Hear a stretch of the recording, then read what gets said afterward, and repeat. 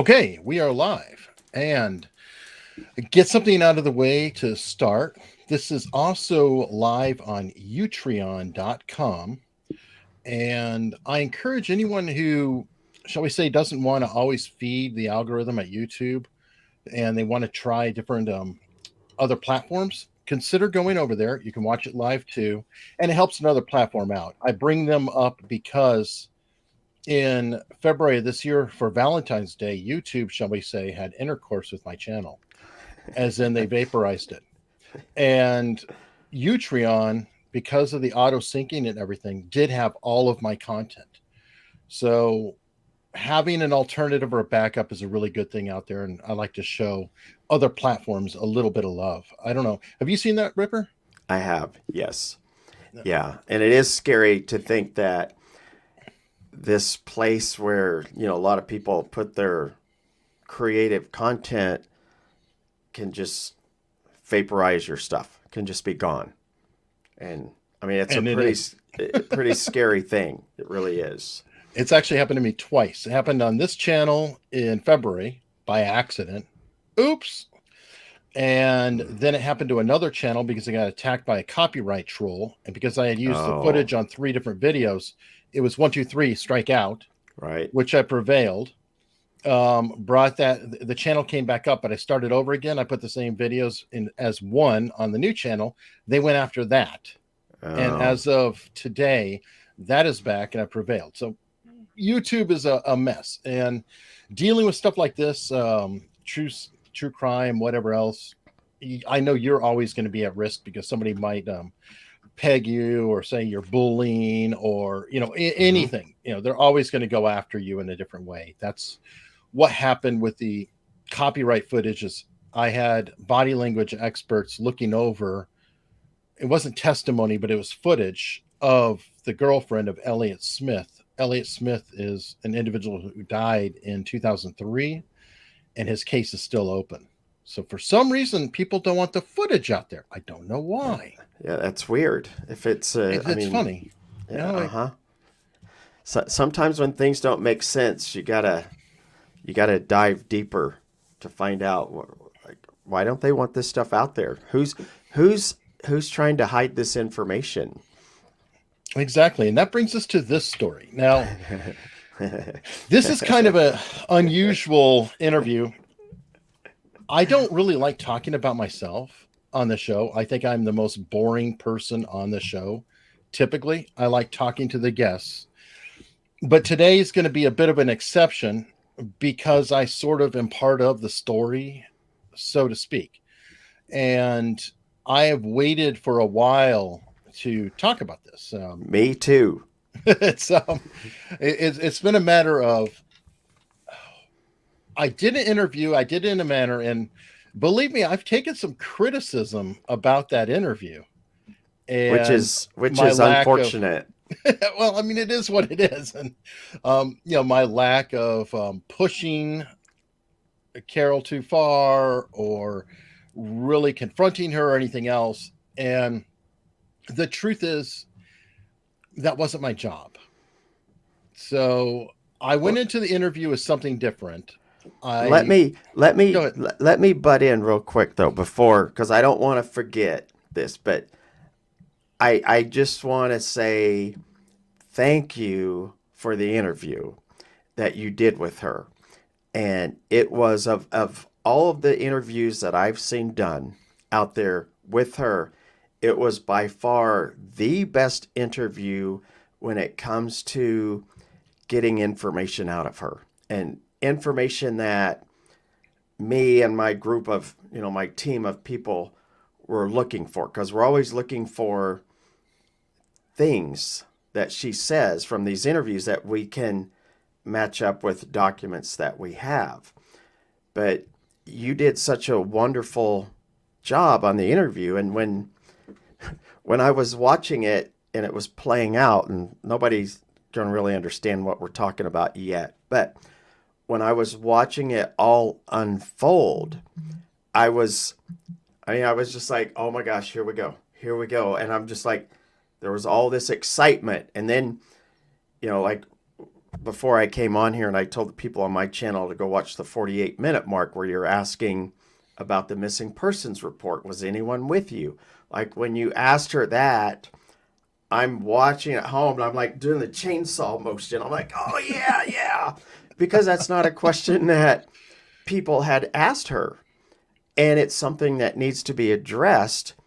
And we'll get to it, but I just want to thank you. And I know you caught criticism because people thought you were just being nice to her, and you were being nice to her, but you were also getting so much information out of her, and she didn't even realize what was happening. But I knew what was happening. I mean, I watched it unfold live, and it was brilliant. I mean, what you did was absolutely brilliant, and I really appreciate it. And when people understand the links that you went through just to do the interview with her, I'm sure they will appreciate the work that you did in that interview as well. So thank you very much for doing that. Oh, thanks. My ego has been filled up for at least a month. I'll contact you next month when I'm starting to feel down on myself again.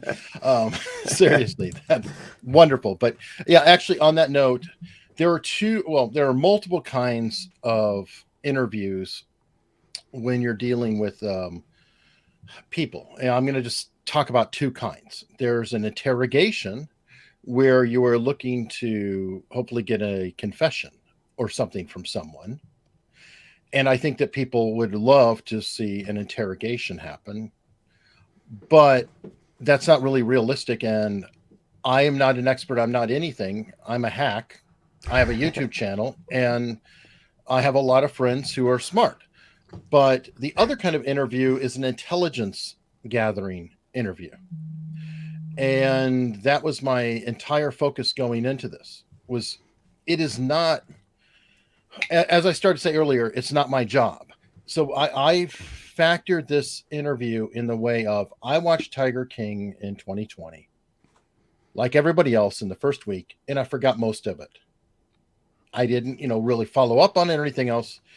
Somebody had Carole on, a friend of mine, and he has kind of a fun channel, the Open Mic Podcast with Brett Allen, great guy, but he's sort of like Jimmy Fallon or late night TV. He's just a fun interviewing celebrity guy, and I think that probably helped. But we go way back, and he was like, "Hey, you want to have her on or whatever?" I'm like, well, okay, yeah, why not? It'll be interesting. I don't know if I can get into the case or anything like that, but yeah, be interesting. So I scheduled it with her right away. It was actually one of the easiest interviews I've ever gotten. Remarkably. I mean, I emailed, and I think I heard back within an hour. It was really, really nice. Amazing. And I reached out, I scheduled it, but then I was like, okay, well, what do I do with this? I don't want to just go immediately into the dark stuff on Netflix, but I can't ignore the stuff on Netflix.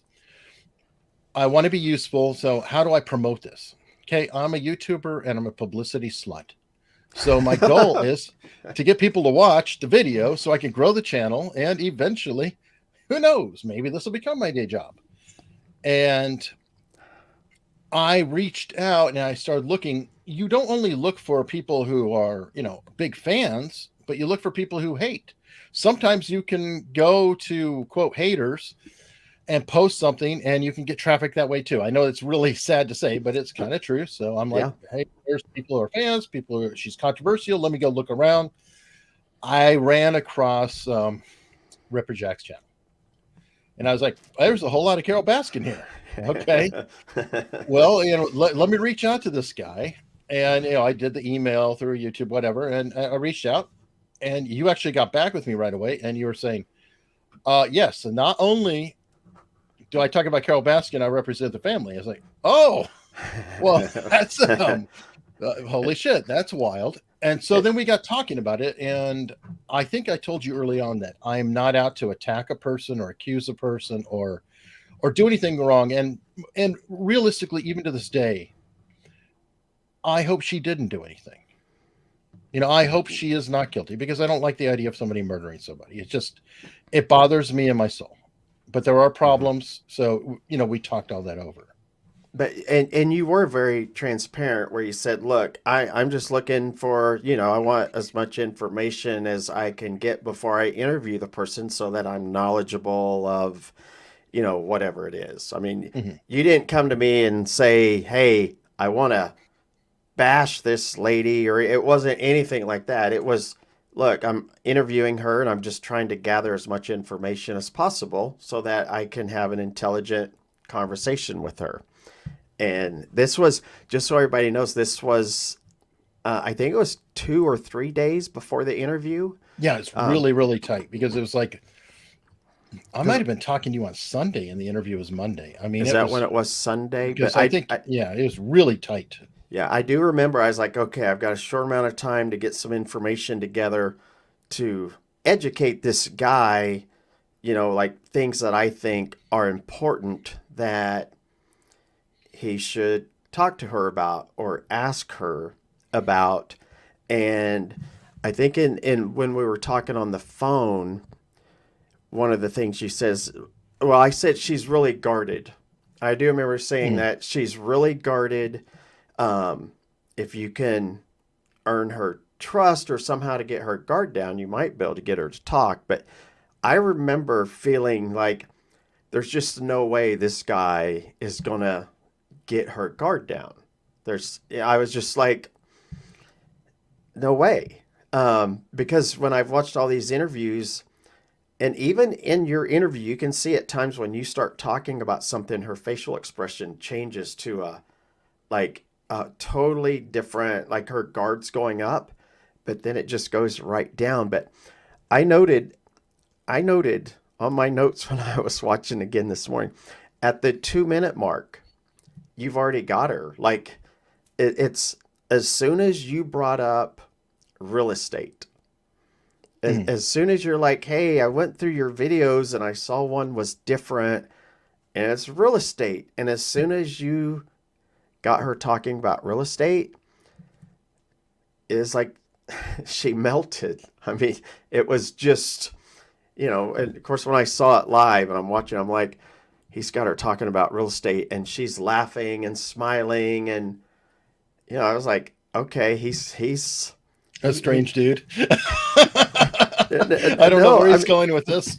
no, but that's her comfort zone is real estate because she thinks she's the real estate master, but she's really not. Don Lewis was. But she talks real estate as if she was the one behind the whole empire that Don Lewis built, but she wasn't. But yeah, early on, and that was one of the things you told me is, well, I just wanted to feel comfortable and I want to talk to her about, things that will open her up. And you did it.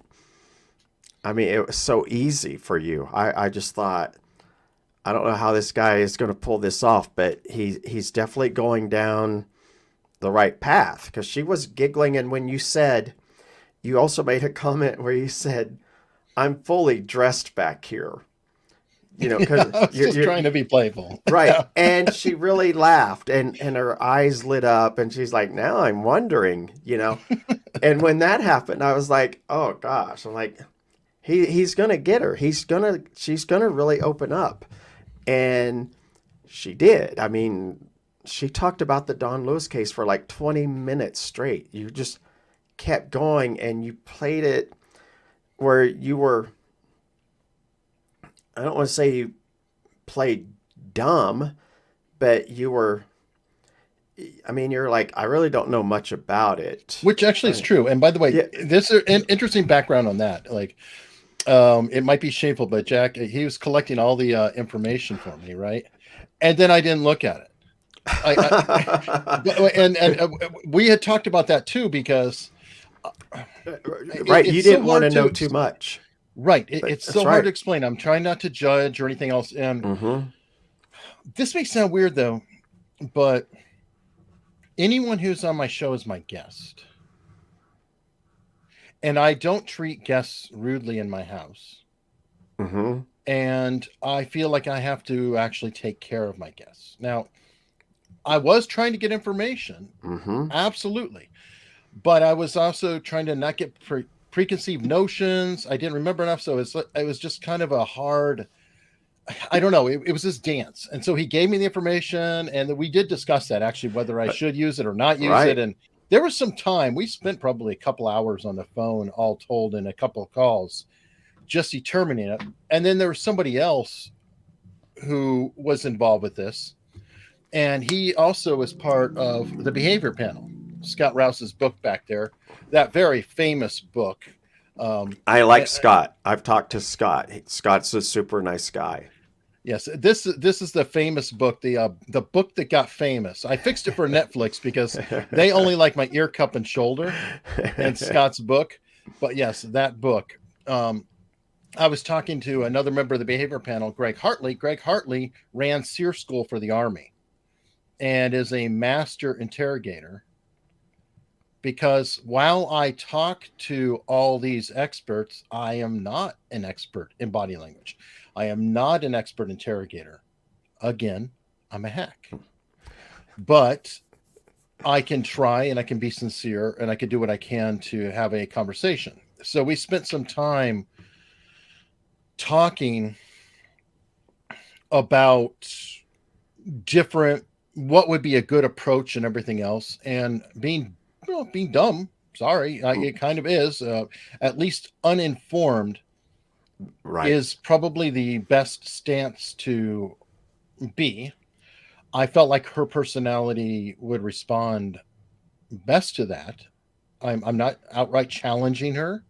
I am letting her tell a story. And the other factor, and I don't know if this is relevant or not, but I'm very concerned about the fact this could wind up being a criminal case. And I don't want to inject myself in such a manner that I was leading her in any way. And I think I did a good job with it, but I hopefully did not lead her in any question, that everything I was asking was very open-ended. And I don't think I injected any thoughts into it. No, I don't think know. you did. I mean, because back to the part where you and I discussed, like, how much do you really want to know? Like, do you really want to know all the details or not? And I do remember some things you did say, yeah, I think the less I know, the better. And, Mhm. but there were a couple of key things that I didn't give you the full No, you story, said but just try to find about blank. right. And you know what, to this day I still don't really know. It was funny because I was watching the season 2 and I was going, oh yeah, that seems to contradict what she was telling me. It was funny. One of the things that I asked you to ask her or try to find out was who was with her when she filed the missing persons report. Right. And because I was like, I want to know if she says who was with her. But that's the 48-minute mark of your interview. You nonchalantly ask her, like, so he went missing and then what happened? Or You say like, nonchalant. I was, what was it? Greg Hartley describes it as a swan. If uh-huh. you look at a swan, they're graceful going across the lake. But if you watch under the water, they're spazzing like crazy. Because that's how I felt that entire interview. I was so on edge. You have no Oh, idea. it didn't come across that way. It didn't come across that way. I mean, I thought it was brilliant because I knew, and I was the only person that knew, that you and I had talked. I mean, as far as Mhm. I knew, I'm like, he's playing this just as perfect as can be. But when you did get to that part and you're like, so what happened? Like, How do and you you just, ask that? How do you ask that as a question? Oh, that's where I was going. So I was like, and that's why I was confused. It was sort of a mix with a legitimate of I'm it, confused on how the hell I word this. right. Cause you And can't just come right out and say, Carole, who was with you when you filed the missing persons report? Like, because then she's going to put her guard up and she's going to be like, why is he asking me that question? mhm. but you did it in a way where you just kind of slipped it in there. Like, so what happened? You know, like you filled out I think you said something like you filled out a missing persons report. Was anyone with you, or did you have support or something to that effect? You just kind of threw something in there, but she didn't answer. She didn't answer the question. And then I think around the 51-minute mark, you nonchalantly ask again. Like, I mean, you bring it up again, like, were you by yourself or something to that effect? But she avoided the question too. I mean, she did say they came out and, took the report, but she never told you that Kenny Farr was with her when she filed the missing persons report. And the people in the chat that have watched my channel that are over here watching, I don't think they even know that Kenny was there when she filed the missing persons report. And that was, the reason I wanted you to kind of see if you could get her to say if anyone was with her is because I wanted to see if she would admit that Kenny was there. Because if there wasn't anything that they were involved in, then that should not be an issue. Like, she should just say, oh yeah, Kenny and I were there when they came out and we filled out the report. But she didn't say that. She didn't bring him up at all. And I thought that was very interesting that I know Kenny was there when the missing persons report was filed. I mean, his name is also on it. Okay. Well, yeah, there's a Yeah, sign. but it's been redacted. Like, nobody knows that because when you get the FOIA request, you can't see that. But his name's on the report. He was there. And that should be something that she should have been like, oh yeah, they came out and Don's right-hand man, Kenny, was there, but she didn't say it. See, people are now saying, what? Wait, what? See, people don't know that Kenny was there they're coming in now. I mean, this is the guy that also benefited from Don Lewis going missing. He received property. He received Don's gun collection. Yeah, they talked about the gun collection In the show. season 2. Yeah. Yes. But yeah, I wanted to find out what she would say or not say about filling out the missing persons report. And she totally left him out of there when you asked about it. And I just thought, wow, the fact that she didn't bring that up, I'm like, why didn't she? Why is she hiding that? But I thought that was pretty big. I thought that was a big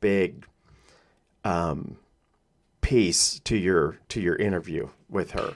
Well, what was interesting too is because I was being cagey and secret about this shit, it almost backfired in another way, because a friend of mine, Nick Ricada of Ricada Law, will lay down a couple super chats that he still talks about to this day as his favorite trolls of all time. So she had mentioned, and I don't know where my husband was, and he said, "Did you look in the Tiger?" With a $20 super chat. Right. And she saw it. And I'm just sitting here because I've got to pull it up. It's a super chat. Right. It's money. So I'm just kind of like, and at the same time, I'm like, God damn it, Nick. Because I'm trying to, get into this conversation. Yeah, I saw that. I saw it. Did you look in the Tiger? But yeah. Oh God. So it was funny, but it wasn't funny at the time. I was like, son of a bitch. How am I going to get her to talk about this when I've got trolling in there? And that was again, he still talks about that to this day. Yeah, that was a good one. I do, when I was watching the replay, I do remember seeing that, and I was like, but I had no idea that the backstory behind that. But that's pretty funny. Well, that, and also, and especially hearing again, I was like, man, her phone is ringing off the hook. Just continuously pinging. And it was like, she got, frustrated with it. And I was just trying to ignore it. I was in this mode. Again, I just wanted to get her to start talking about that and to talk as long as possible. And then my last requirement, and this is probably the weirdest one, but I wanted her to want to come back. to your channel for another interview. Yep, that was literally the entire goal, and part of the reason I've never said anything about this, publicly, was because I didn't know if anybody would contact me, if anything would go on, and they'd say, "Hey, can you, can we do another interview?" and happen to ask something else or whatever. So, and plus, I always like to think that a guest wants to come back on anyway. So that's my own personal pride type of angle. Right. So she never reached out to you to come back onto your channel? Oh, you didn't? She didn't. Yeah, and I never asked, but yeah, I think she would have. She probably would have, but yeah, now, but you never know with her. She might. But I will always, you know what? I will be fair, no matter what. Yeah, right. I will absolutely be fair to her, because again, I really do not wish for her to be guilty. Like, one thing about the season 2, and I wanted to ask you, part of the reason I'm excited to have you on is that you're so deep in it, everything. I was shocked about the whole, could he be alive in Costa Rica? That was weird. Yeah, what you're talking about is this report right here from Department of Homeland Security, and I won't put the whole thing on the screen. But this report right here, and you can see at the top, it says official use, law enforcement sensitive. I shouldn't even have a copy of it, but I do. No, he's not alive. And Carole has really spun that into, since it says Homeland Security on it, it has to be from after 2002, because Homeland Security was created in November. That's right, by W. Right. And someone's saying, is that report even real? The report is real. However, this is not an original, obviously. No, this is not the original. I do have original documents of some things, though. But this report was actually created by U.S. Customs, because U.S. Customs was doing an investigation into Don Lewis for import-export of exotic animals from Costa Rica to the U.S. And after he went missing in August of 1997, so it's October, August, September. In October, there was an informant that U.S. Customs was working with, and the informant, who was getting paid for information, said that he had seen Don Lewis alive and well in Costa Rica. And after this report came out and they contacted Detective Fernandez, who was at the Hillsborough County Sheriff's Department, the Sheriff's Department actually went to Costa Rica. They sent 2 people to Costa Rica to look into this report of Don Lewis being alive. And when they got there, they talked to the informant and other informants, and they deemed the informant as not being credible because, for one, he was being paid. Any information he would give, he was being paid by U.S. Customs. But it wasn't credible, and they came back, and that's why the Sheriff's Department kept the investigation as an open investigation. Otherwise, if it would have been credible, there would have been other informants, that would have also come forward and said, hey, he is alive, I've seen him. But it's just been the one report, and they went over and talked to the guy and deemed him not credible. And it was October of 1997. That's the date on the second page of the report. And Carole, I would assume she probably knows the date of the report. So like when she's out there saying it has to be after 2002 because it says Homeland Security at the top, I don't think she's being honest, because it is dated on the bottom right, October 1997. But yeah, no, that the report is real, but the information in the report is false. Okay. Well, and Customs got rolled into Homeland Security, so that's correct. A report of record would show up with their label if it was to be generated after the. That's exactly right. You are exactly right, because this was printed long after. Well, I know it was printed long after 2002, for sure. But I can't say much about it. But it is a real report. It is in the system. but the information's false. Okay. Well, you see, again, that was the first I had heard of it. I don't Right. follow it. It's kind of like I did the show, and occasionally we talk, and you say, yeah, there's going to be a new season. Oh, okay. This is going on. I mean, and I'm off just doing other things. Mm-hmm. I'm like a shark in that sense, that I keep swimming or I drown. Yep. There's a lot of things that were not in the show, that I just kind of, when episode 5 ended, I just sat there and I thought, what did they do with all this other information? Like, are they going to use it down the road, or like, is this some kind of strategy that they've only released 5 episodes, and are they going to do more down the road with all this other stuff? Are they trying to see what happens and get more information for, like, I was Well, really, they're shaping a narrative, obviously. something. Yeah. I mean, definitely something is happening. I just don't know what it is. It seems to say now on that. A lot of the show you were dealing with was the tip line. So what was happening with that? I mean, there was a couple salacious comments in there, which was kind of funny on the show, but I'm guessing that if there was a couple they surfaced, there had to be more that were even more interesting. The tip line it could be a documentary in itself. And let me look here, because the tip line comes to my phone. Let me see where we're at today with let's see, before, it's been an hour and a half since I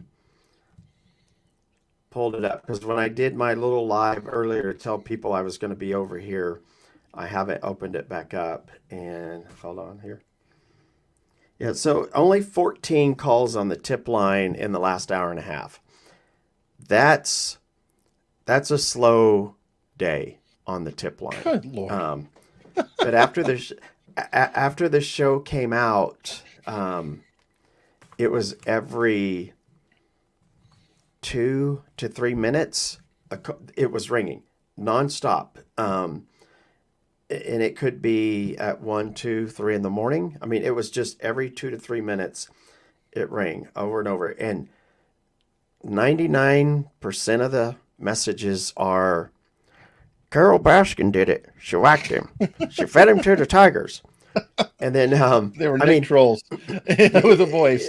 Yeah, it's just that. Or, hey, watch Tiger King. You'll know exactly what happened to Don Lewis. And then I did answer. Like, if I can answer it, I'll just answer. But I answered one, and the guy says, I saw Don Lewis. And he's like, well,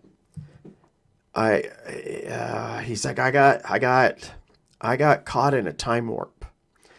And Don Lewis was also caught in the same time warp. And he said, I saw him there.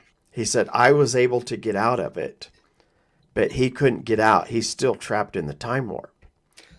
And then he starts, and I'm not making this up, then he starts telling me, I can try to go back into the time warp and see if I can get him out. Oh, did you say please do? Can you let me know how it goes? No, I just said how. I said how can you even go back to a time warp? I was trying to figure out how he did it, because I'd like to go to a time warp, but no, I didn't ask him to please do it, because that would generate another call, I'm sure. But I was you got Rocky Horror Picture Show doing the time.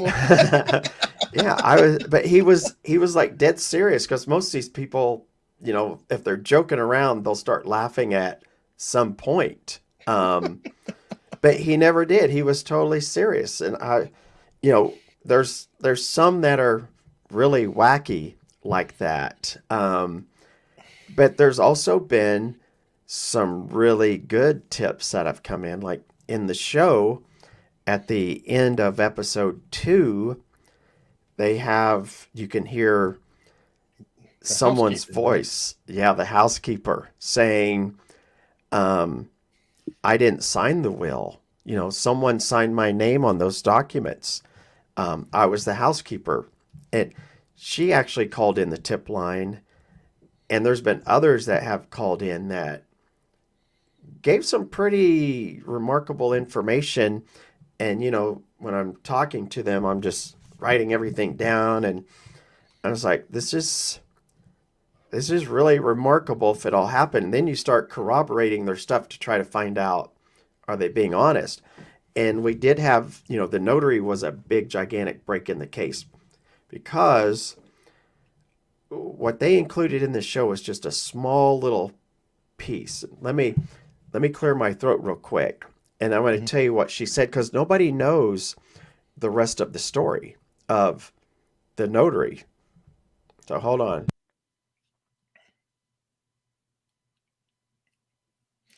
All right. So there's an injured bobcat in the corner. All right. That's better. And I'll take one of these cough drops. But in the show, they made it seem like when I was talking to the notary on the phone, that the conversation only lasted a few minutes, because I'm talking to her, and then you hear her husband come on saying, I'm done with this. Right. Shut up. Right. But what people don't know is that she left a voicemail on the tip line, and she did it early in the morning. I woke up and I'm going through voicemails, and I heard that one. I was like, oh, crap. Crap's not the word I used, but, I'm like, holy, I'm like, oh my gosh. I'm like, and I knew it was her. And I thought, okay, I'm going to call her back. I've only got one shot, because a lot of these witnesses that I talk to, you talk to them one time, and then when you call them the next day to follow up with them, they're like, you know what? I don't want to be involved anymore. Like, I talked to my husband or my wife, and they're like, so normally you have one shot to get all this information. So when I called her back, I had a list of 47 questions written out. I mean, I was, and I was calling multiple people like, okay, I know about this, and this. Is there something I'm missing? And anyway, I called her and we talked for almost an hour. It wasn't just a couple of minutes, but I went through every question with her, and she answered every question just how I thought she would, because of all the evidence that I had seen and that the group and I had put together. I just thought, and I'll explain one of the questions here in a minute, but, I thought I knew the answers to all the questions. And I actually did, because she confirmed, like all these questions. But after I went through all the questions with her, I started going back and just getting more information on some of her answers. And that's when her husband said, you're just rehashing this stuff. Because I was just getting clarification on some of her answers. And then he's like, we're done with this. But she was very helpful, because she did talk to me for almost an hour. And some of the information she gave, for example, everyone talks about the criminal cases and the statute of limitations on all of this fraud that looks like, has been committed. Like the power of attorney, the will, it's pretty obvious to me the signatures are traced. And we've had 5 handwriting experts that basically confirm the same thing. And then in the show, they showed the 5 different signatures, and they put them all on top of each other, and they're like an exact match, which is impossible to do from what I'm told. Oh, she commented about that, I think, in our interview. She did. She said that she had hired, and this is where she's real slick. She said she hired 3 firms for the handwriting thing, and all 3 firms said it was my husband's signature. And it is Don Lewis's signature. It's 100% his signature. But what they did not say, and I have all her reports too, what they do not say is it was not traced. Hmm. because it's his signature, but even if it's traced, it's still his signature. They're not saying he was the one that actually signed it.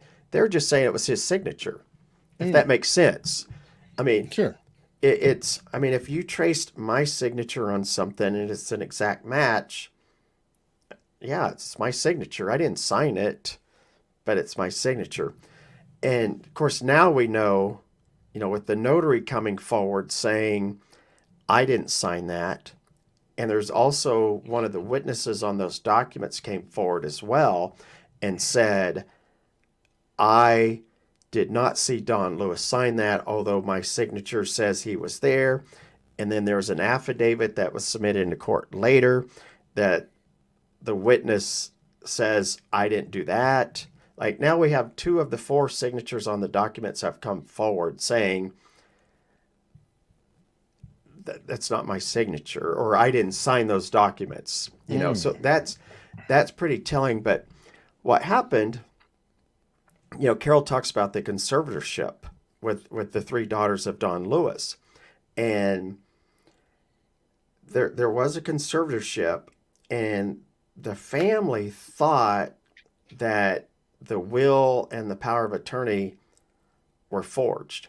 They thought he would never do this. He would never leave us out of, this stuff. And so they went to fight it, and Carole submitted 3 affidavits during the conservatorship. One's from the notary, and this is going to be news to some people here. One's from the notary, and the affidavit from the notary, it was like 2 pages long. And even in this affidavit, it says, I was the housekeeper. I never witnessed Don and Carole fighting. They loved each other. And So the housekeeper was, in fact, a notary? yes, she was a notary. Okay. And because it's her notary stamp that's on the will and the power of attorney. But I asked her about that too. I said, when did you get your notary stamp? And she goes, I don't really know. She's like, Carole had me get that. She said, Carole actually filled out the form as well. Okay. And then when we looked up the records, the notary stamp was actually mailed to Carole's house, not the housekeeper's house. It was actually mailed to Carole's house. And we found 6 more notary stamps that had been mailed to Carole's house. 6 different names. Really? Really. I mean, that's pretty telling. Like, why are all these different notary stamps being sent to She's got a lot one? of documents, dude. Come on, be There are fair. a lot of documents.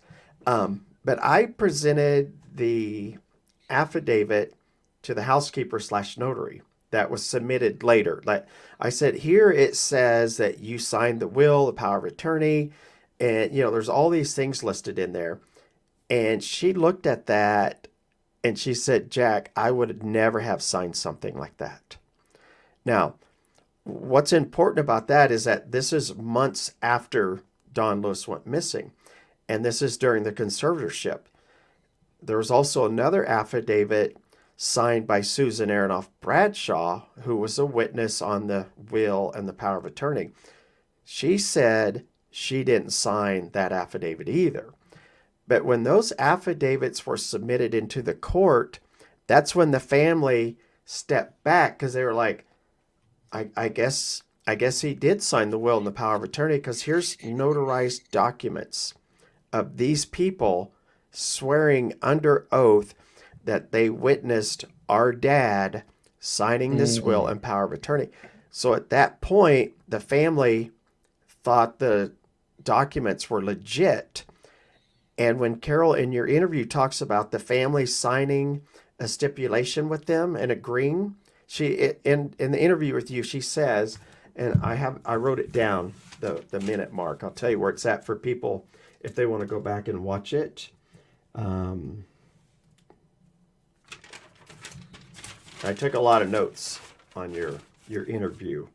Well, thank you. The 23-minute mark of your interview with her, she says the family agreed that the documents were real. But that's why they agreed, because of these affidavits that were submitted into the court. So it's when you start talking about statute of limitations, and I'm not a lawyer, I'll just make this clear. And in the show, when I said I got my law degree from Google, that was a joke, which I say that when I say that, I'll say, yeah, I got my law degree from Google. And then I'll kind of laugh and I'll say that's a joke, by the way.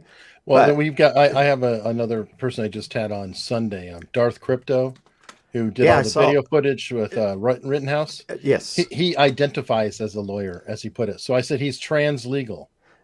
translegal. So, and Yeah, if you do not deny him identifying him as a lawyer, it's a hate crime. right, of course.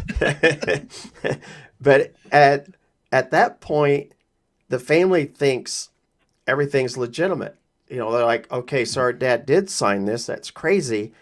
But as the notary comes forward and this other witness comes forward, now they learn, okay, it doesn't look like these documents are real, and now they are forged. And for a criminal case, So who brought that to their attention? I'm curious about that timeline because obviously everything went fallow for a while. Was it Tiger King, the show, that actually brought this all back up, or was it already kind of bubbling? no, it was when back in 1998, when those affidavits were submitted, they stopped. Like they couldn't win, and they knew it. And their attorney also told them she's going to drain all the money from his estate if you continue to fight for this money. There will be nothing left to fight for. So they backed off and stopped. And for 18, 19 years, or however long it was, 21 or 22 years, they didn't see a reason to pursue it or even to look into it. So when the show came out, and during filming, a couple of years before the show came out, it was kind of brought up, but the notary stuff didn't come out until September of last year, because Oh, okay. the notary just came forward from the tip line. The notary, Mm. which was weird, because one of the questions that I asked the notary was, when did law enforcement come out and talk to you about the disappearance of Don Lewis? Because Mm. she's a housekeeper. She worked 40 hours a week. She was there. And she said, never. And I'm like, they never came and interviewed you? She's like, no. I'm like, but you were there 5 days a week at their house. The guy goes missing and law enforcement doesn't ask you questions. She's like, no, they never have. And I was like, well, that's kind of weird that they wouldn't ask the housekeeper, like, did you see anything? Was Right. Now, anything were you there broken? that morning? Are you a witness? And Did you have to clean up any blood? Or, but they never interviewed the housekeeper. But no, the family didn't learn about that until we set up the tip line in August of 2020. And it was, I think, in October of 2020. It's a couple of months after the tip line was set up when she called in. So it's just been, so wait a minute. So for 13 months, your phone has been just a continuous vibration on a table. well, no, it died down quite a bit. We had our press conference in August when we announced the $100,000 reward. And for a month or so, there was a lot of calls that came in, jokingly. And then it died down. And maybe once a month would get someone that would call in and they're like, hey, I used to work with Don Lewis and I don't know if this will help you, but this is what I know. I saw him a month before he went missing and he told me that he was worried his wife was going to kill him, things like that. And probably a couple of months before the show came out, there was really not any activity on the tip line at all. But of course, when the show came out, it just took off. But there has been a couple of good tips that have come in since the show come out, that people that were friends with certain people back in the day, which is what we need, because people back in 1998, 99, and 2000, there's a certain someone that was doing a lot of drugs, drinking, and running his mouth a lot and saying things that he probably shouldn't say. So we're really putting all of those people together to find out, well, not together, but their stories together to, see if they're all their stories match. With this is what so-and-so told me happened. So anyway, the tip line was well worth even all the thousands of calls that come in that are just people, trying to sound like Joe Exotic. You just need the one tip, but we've had a couple really good tips. And Okay, speaking of Joe Exotic on that, what is it? John Phillips, I think is his name, the lawyer. Because he was involved with you and the tip line, and you guys looked like you were thick as thieves for a minute, and then he was my driver. There you go. Well, you got a crew. He was my part-time driver. Yeah.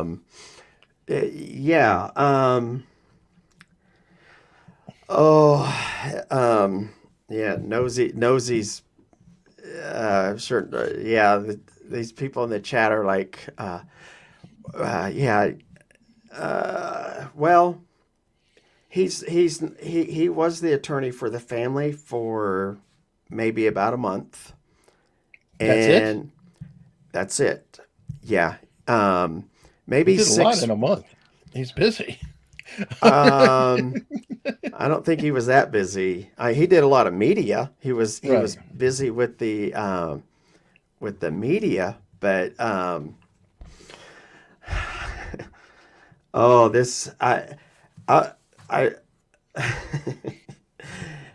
well, if he got fired in September. You know what? I will talk about this because in the show, he actually says the family had to pick between me or him. He said, the family, yeah, he didn't like my gaming chair, which is, I don't know what that's about, but it's supposed to be good on your back. Yeah. And my hip, but in the show, he said the family had to choose between Ripper and me, and they chose Ripper. And I want to make it clear right now, there was never, ever a time that the family had to choose between me or him. Like, there would be no need for that. I mean, you're not a lawyer, so you can't be substituted. It can't be an either or. You can't perform his function. Correct. Right. I can't do what he was supposed to do. So, when he said that in the show, I just thought, why isn't he taking responsibility for what he did not do, which was his job? I mean, he got fired because he didn't explain the merits of the cases with his clients. He wasn't communicating with them. I think even in the show, they played a clip of me saying he wasn't talking to his clients. He was talking to the media more so, but it was, they had no idea what was happening, this family. And, they didn't want to go to the media. They didn't want to be in the media. They told him, if you want to do media, by all means, do all the media you want. But the media wants the family in front of their cameras. I mean, I'm sorry to interrupt, but actually later on, because I do want to finish this out, but Joe Exotic apparently said to him that it was a hostage picture of him with the family standing by him. And they did not look like they wanted to be there in those appearances with him and that commercial.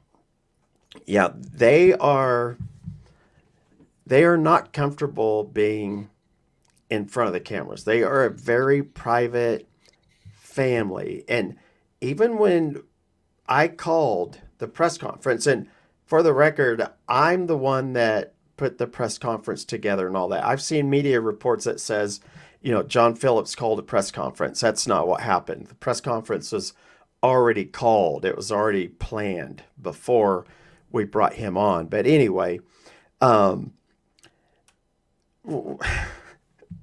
This is going to cause so much drama, but it'd be all right. Good. Clicks. Feed the Yeah, algorithm. you'll get them. I Did you hear what I Ripper need more said? than my shoulder. You know. Maybe I'll make the full screen this time. Yeah. Where was I at? I lost my train of thought.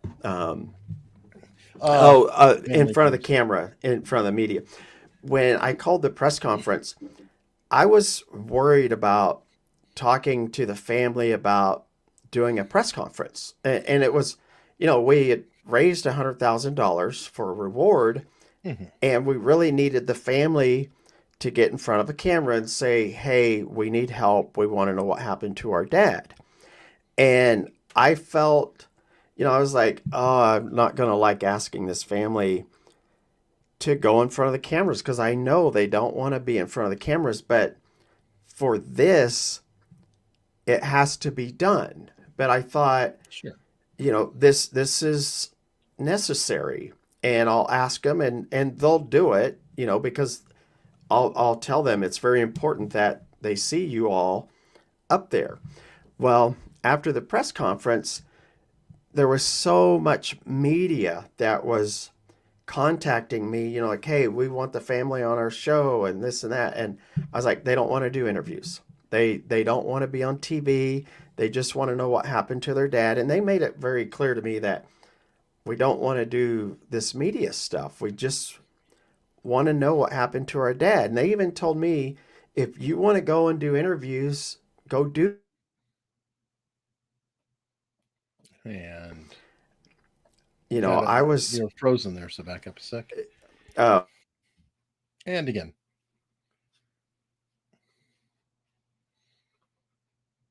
So, folks, is it the FBI? are we there? Is it Yeah. Carole? Who's playing with Um, his internet connection? it might be the gaming chair hater. Um, Maybe. yeah. All right. Am I back? Sort of. You're starting to crystallize. Hopefully, All right. Well, I don't have anything else running here. Let me make okay. sure I don't have. All right. All I'll right. just go with it. Looks like you're good. All right. Perfect. But media just started. I mean, it was a ton of media requests, and they didn't want to do it. No, no, no. Sure. And then when I would tell these people no, they would go around me and go to the attorney and say, hey, we want to interview the family. And of course, then I'd get contacted by someone from the family. Hey, so and so called and they want us to go on Dr. Oz or, you know, Mm. headline news or whatever. And I'm like, tell them no. If you don't want to go, you don't have to do media. But anyone that followed the case, they'll know that this family was on too many shows. When you have a potential to bring a legal case against someone in the future, you really shouldn't be talking to the media too much about Yeah. details of the case. I mean, there's some information you want to get out there, like we have a reward for $100,000, Or he's our and dad, and when we grew up, he took care of us, or anything to build humanity or a connection to him yes, versus anything related to the case specifically. right, because there's what the media wants to know is, do you think Carole had something to do with your dad's disappearance? And there were times when after we had the candlelight vigil, and there's a great video of Donna Pettis and I where she's being interviewed by Fox 13, and you can see me standing on the other side of her like a hawk because I know the question's coming. And she's talking about the candlelight vigil, raising awareness, and they ask some questions, the softball questions, and then all of a sudden it comes. Like, do you think Carole had something to do with your dad's disappearance? And that's a question they can't answer. Like, you shouldn't answer. And you'll see me in the video just walk right behind her. I just walk past, like, don't answer that. I just say because I didn't want to cause a scene. And Mhm. and Donna's like, I can't comment on that. And You then have we to ask just, the police. I don't know. That's not. I'm not an investigator. Whatever. yeah, but they ask those questions in all the interviews. That's what they want to know. I mean, I want to know, like, what do you think happened to your dad? Do you think Carole had something to do with it? But In fairness, correct me if I'm wrong, and again, I'm far distant from it. But could they even know? Because I don't, I don't think they were there. I'm not gonna say they were estranged with their dad, but they definitely were not fans of Th- Carole. I don't think at the time, and probably They weren't hanging out and grooving. they weren't. That's another thing. They weren't estranged with their dad, actually. Okay, That's another story that Carole has put out there, that she wants people to think that he did not care about these kids at all. But he was sending them, birthday cards, Christmas cards. Donna went out to visit him the Father's Day in 1997, just like 2 months before he went missing. mm. She went out there for the weekend with her kids. And what that comes from is their mom and their dad got a divorce. And in the divorce, their mom got like $1 million from Don. Like the settlement was, you know, you take these properties, whatever, whatever. My share is going to be like $1 million because she helped Don build this empire of his, which is another thing. Oh, I thought Carole did, according to my No, interview with her. right. If that was the case, how did his ex-wife get $1 million from him during their divorce? Mm. I mean, because that's what she got, was $1 million. And that was before Carole and him built the empire. But what had happened is Don had two daughters that worked for him, and they knew the inner workings of his business. And at some point, one of the daughters had seen some money had been hidden in other people's names. And Carole's name was one of them, actually, and other names. And there was a large amount of money that Don hid from his ex-wife during the divorce. And so the daughter said, "Hey, Mom, I think I found, like Dad had some money set aside in other people's names, but I don't think he included it in the divorce paperwork or whatever it was." And so his ex-wife took him back to court because she helped him build the empire and she was entitled to a certain amount of money.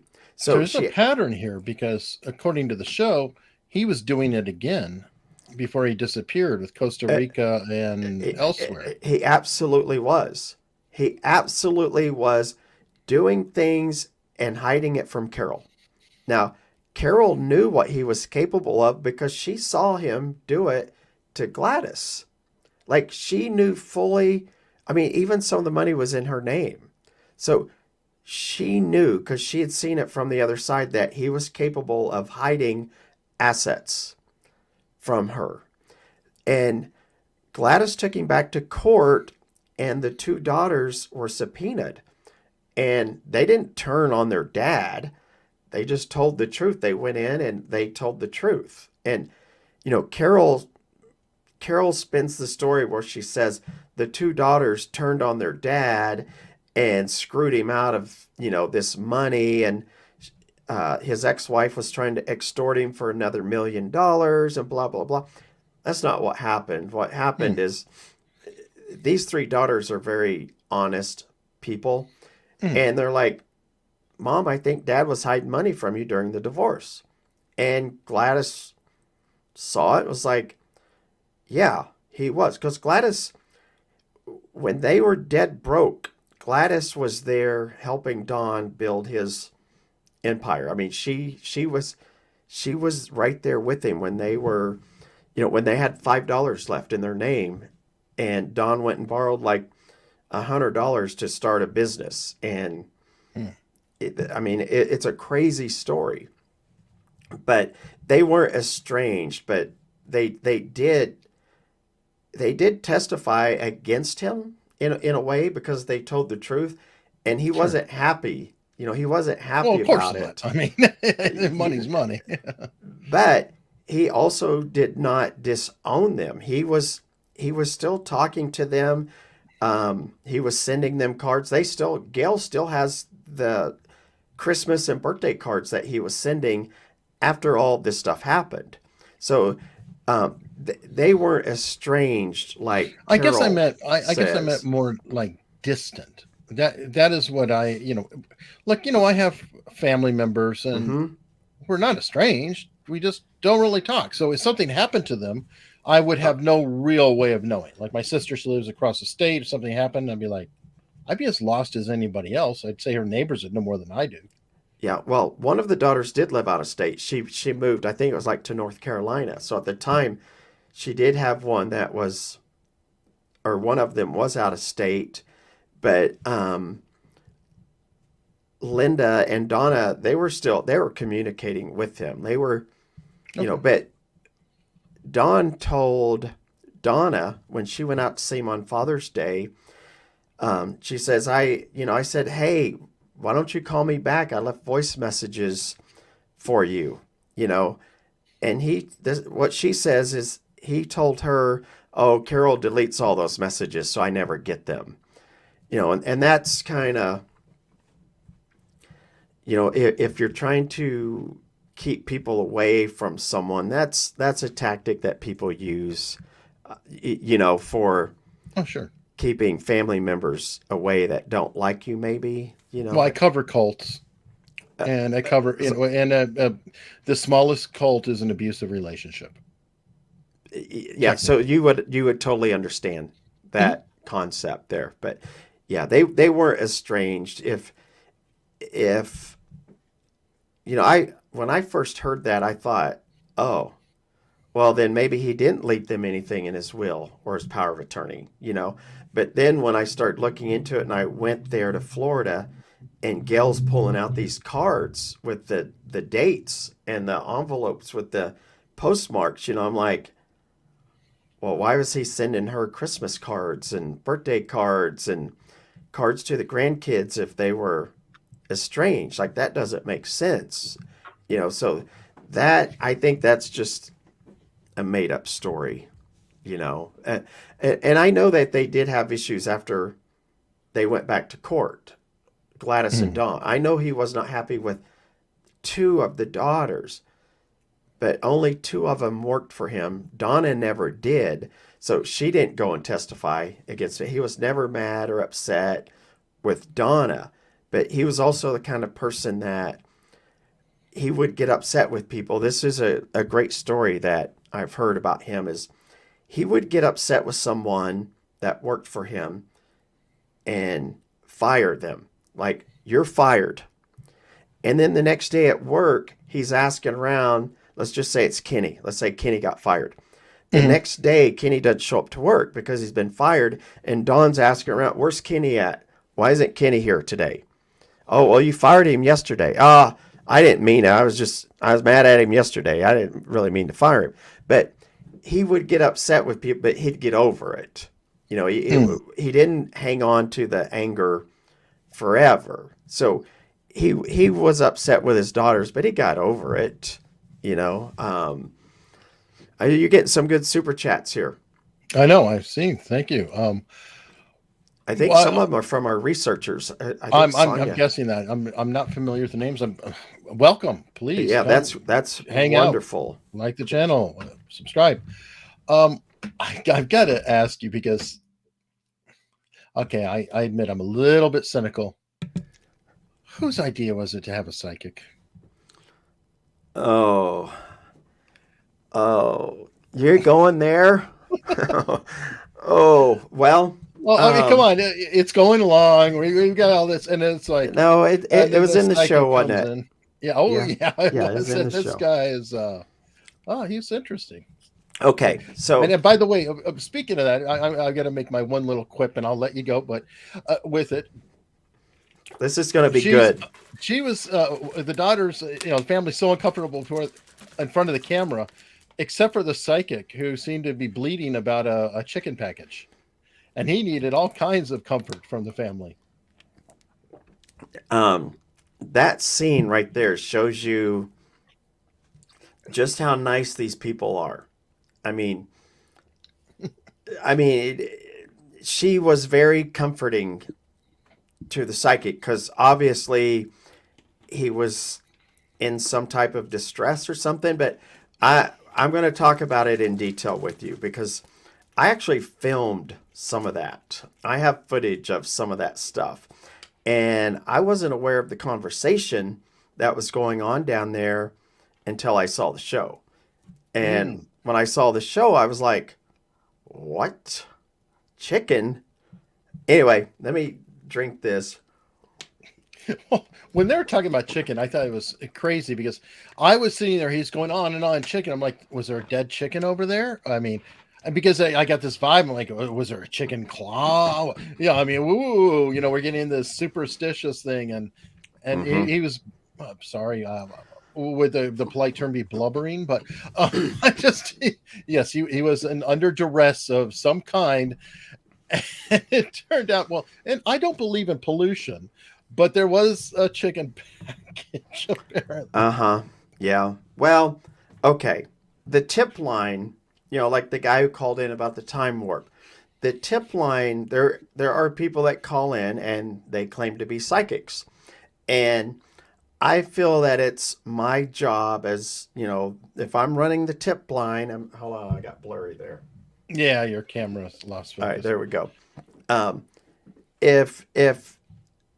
If someone calls in and like there are psychics or people that claim to be psychics, they'll call in. It's my responsibility to relay the messages to the family. I'm like, hey, someone called in, they claim to be a psychic. I've researched it. I can't find anything on them at all out there. So I don't know if they're an amateur psychic or what, but, just letting you know. And so from time to time, someone calls, some that were famous would call in. And at some point, we decided that maybe we should see if a psychic, wants to come in and have a look around or just do something. So the oldest daughter, Donna, said, I'll research and see what I can find out there, and she came across this guy, Troy. And one of the things that early on that, she talked to him on the phone, she called me and said, well, I talked to him. He said he doesn't know anything about my dad's case. He had worked with Travis. Travis was the guy that in season 1 that shot himself accidentally. It was Joe Exotic's husband, Travis. That horrible. It wasn't a suicide. It was just weird. It was an accidental shooting. I mean, he was joking around. Goofing off. And he's goofing off and pulled the trigger. Terrible. The gun went off. But this psychic had worked with Travis's mom or dad and stepmom or something, but he had done a reading for them. And anyway, however, whatever, Donna ended up reaching out to him and he said, well, I don't know anything about your dad's case, but I did work with Travis's family or whatever. So she called me and gave me details, and she said, I think she actually told me he said he hadn't seen the show and didn't know anything about her dad's case. And I'm like, all right. So I started researching. Well, I come across a YouTube video where him and someone else, they're talking about the show for like an hour. Details. And I'm like, well, he obviously knows about it. I mean, he did a video, and it wasn't like he was picking up notes and having to read things. I mean, they watched it intently because they had information. They weren't having to check notes when they were talking about the things from the show. Mm-hmm. So that was kind of a red flag for me. I thought, why is he saying he doesn't know anything about it when there's proof out there that he does? But, I'm like, it's not my job to, say you can do this, you can't do that. And for anybody that knows the oldest daughter, Donna Pettis, she's the blonde that was consulting the psychic, Okay. you can't tell her what she can or cannot do. Like, Well, of course. no, I mean, like if I said, "Hey, you can't do that," she would just laugh and like, "Yeah, who's going to stop me?" Like, Oh, she, okay. So you mean in general too, not it, not just in the sense that it's her right, but also it's her personality. yeah, she's not one that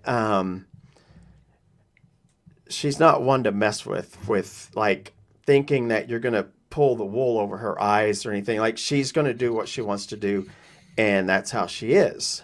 Um, so and I've known this. So my thing was, well, this is what I saw. Like I saw him do a video, and it looks to me like he has some information. I don't know why he's saying he doesn't, but it's your call. You do whatever you want to do. You're going to do it anyway.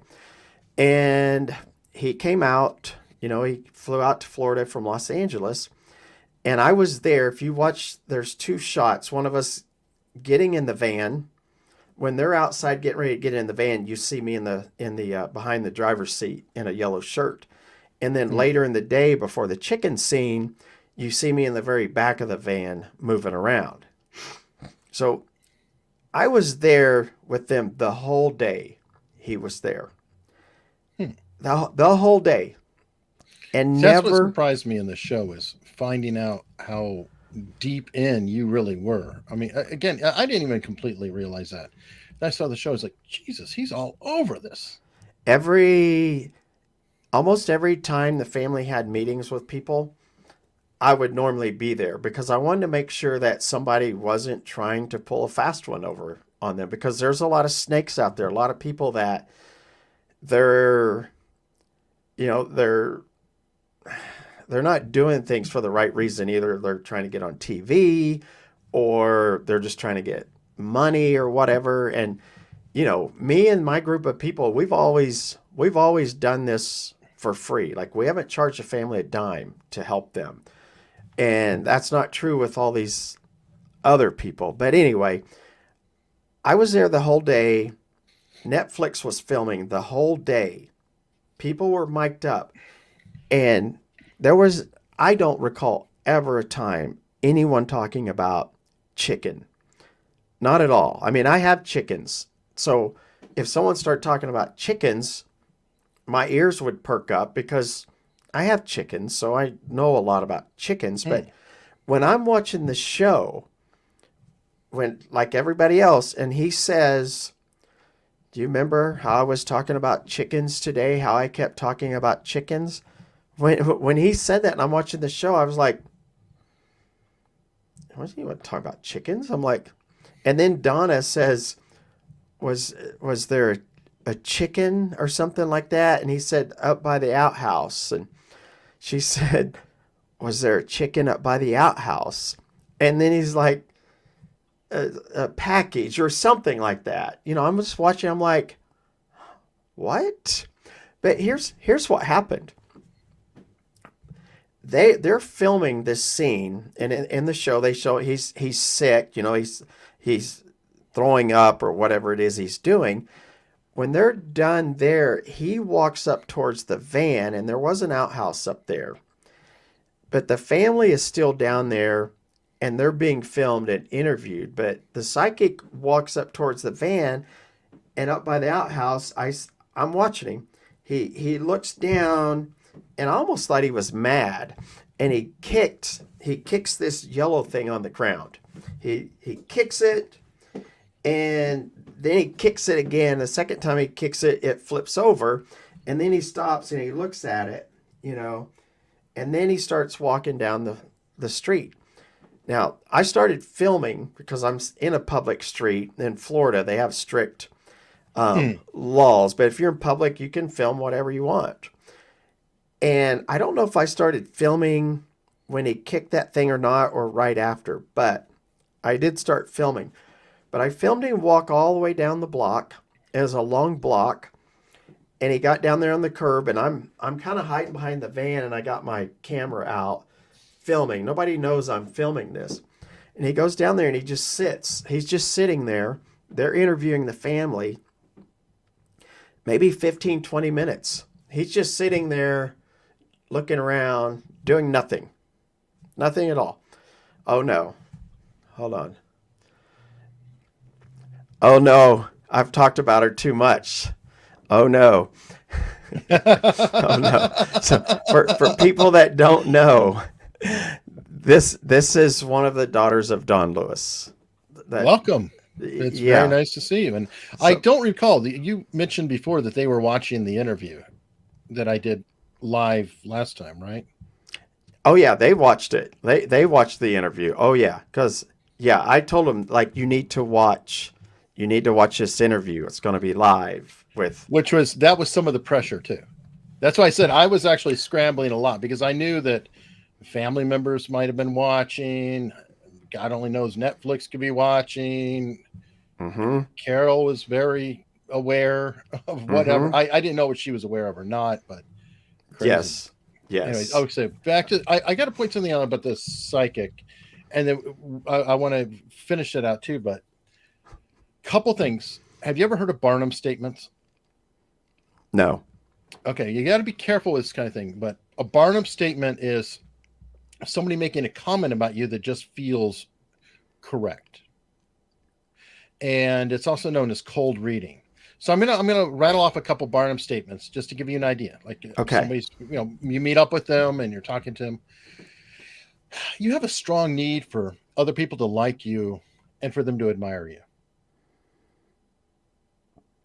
Most people would be, yes, that's good. And then you say you have a tendency to be critical of yourself. Well, no, I don't. I'm brilliant. Why would I ever be? No, of course I have a tendency to be critical of myself. So these statements, and there's other variants of them, and sometimes you can answer them both ways. Like you feel uncomfortable in a crowd, and as you're going, no. But sometimes you feel like you really want to show off what you're feeling for other people, and it's like, and you got to be really careful. And the reason why I'm bringing this up is.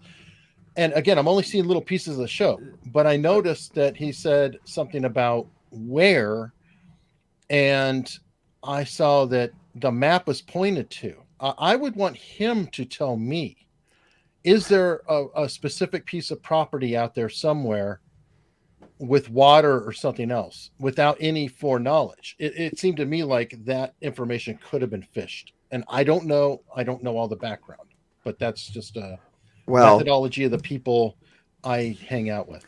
No, and that's a great point because that place we were at is the place that I was at in June of 2020 where we took the cadaver dogs and the divers. We took them to that place because that was the farm that Don Lewis owned. It's like I think it was 172 acres or whatever, but it was well known that was a potential site of, Kenny Farr lived out there.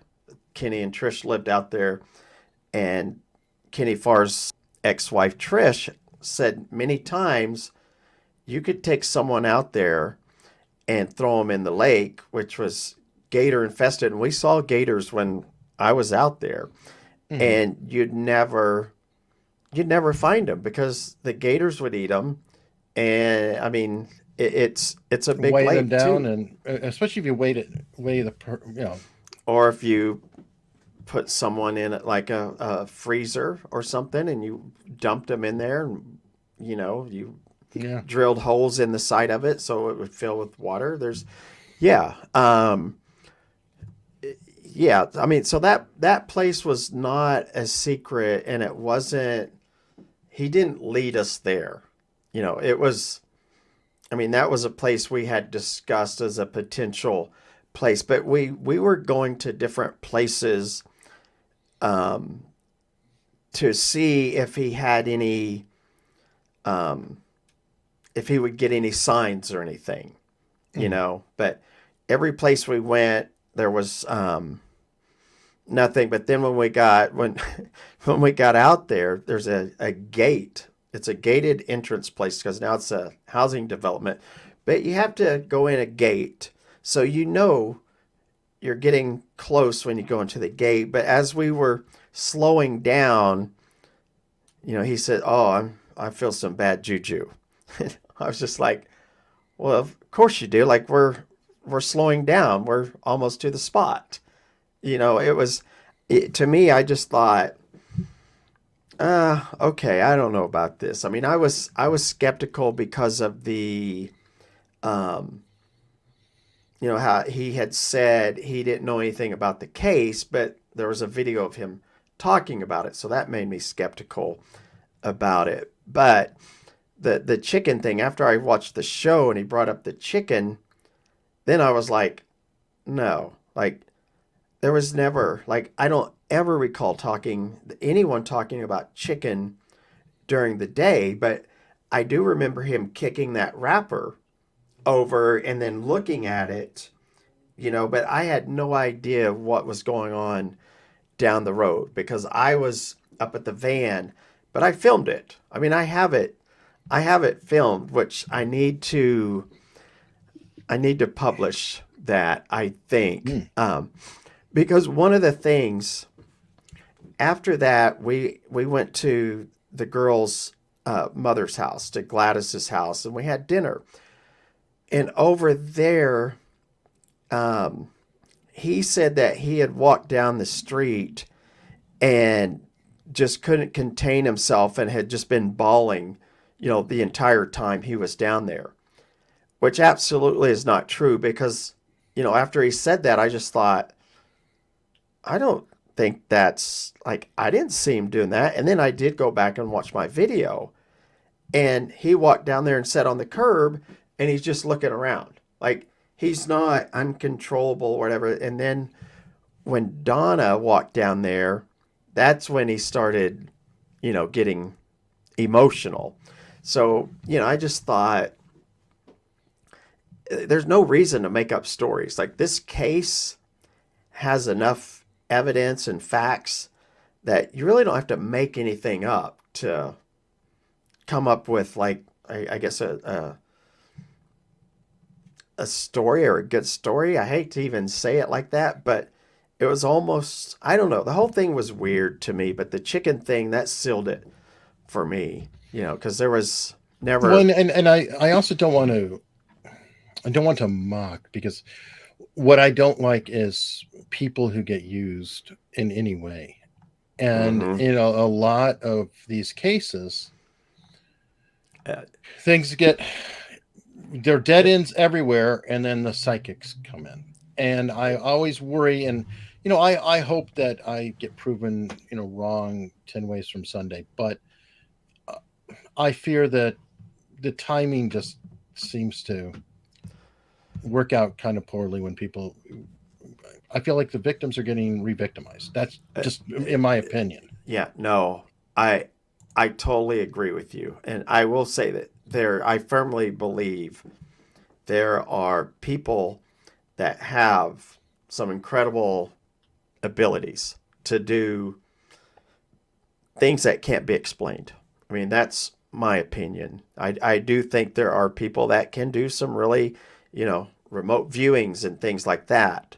However, I don't think this guy is one of them, but that's just my opinion based off of what I saw, but I do agree that it was really hard on the family to go through.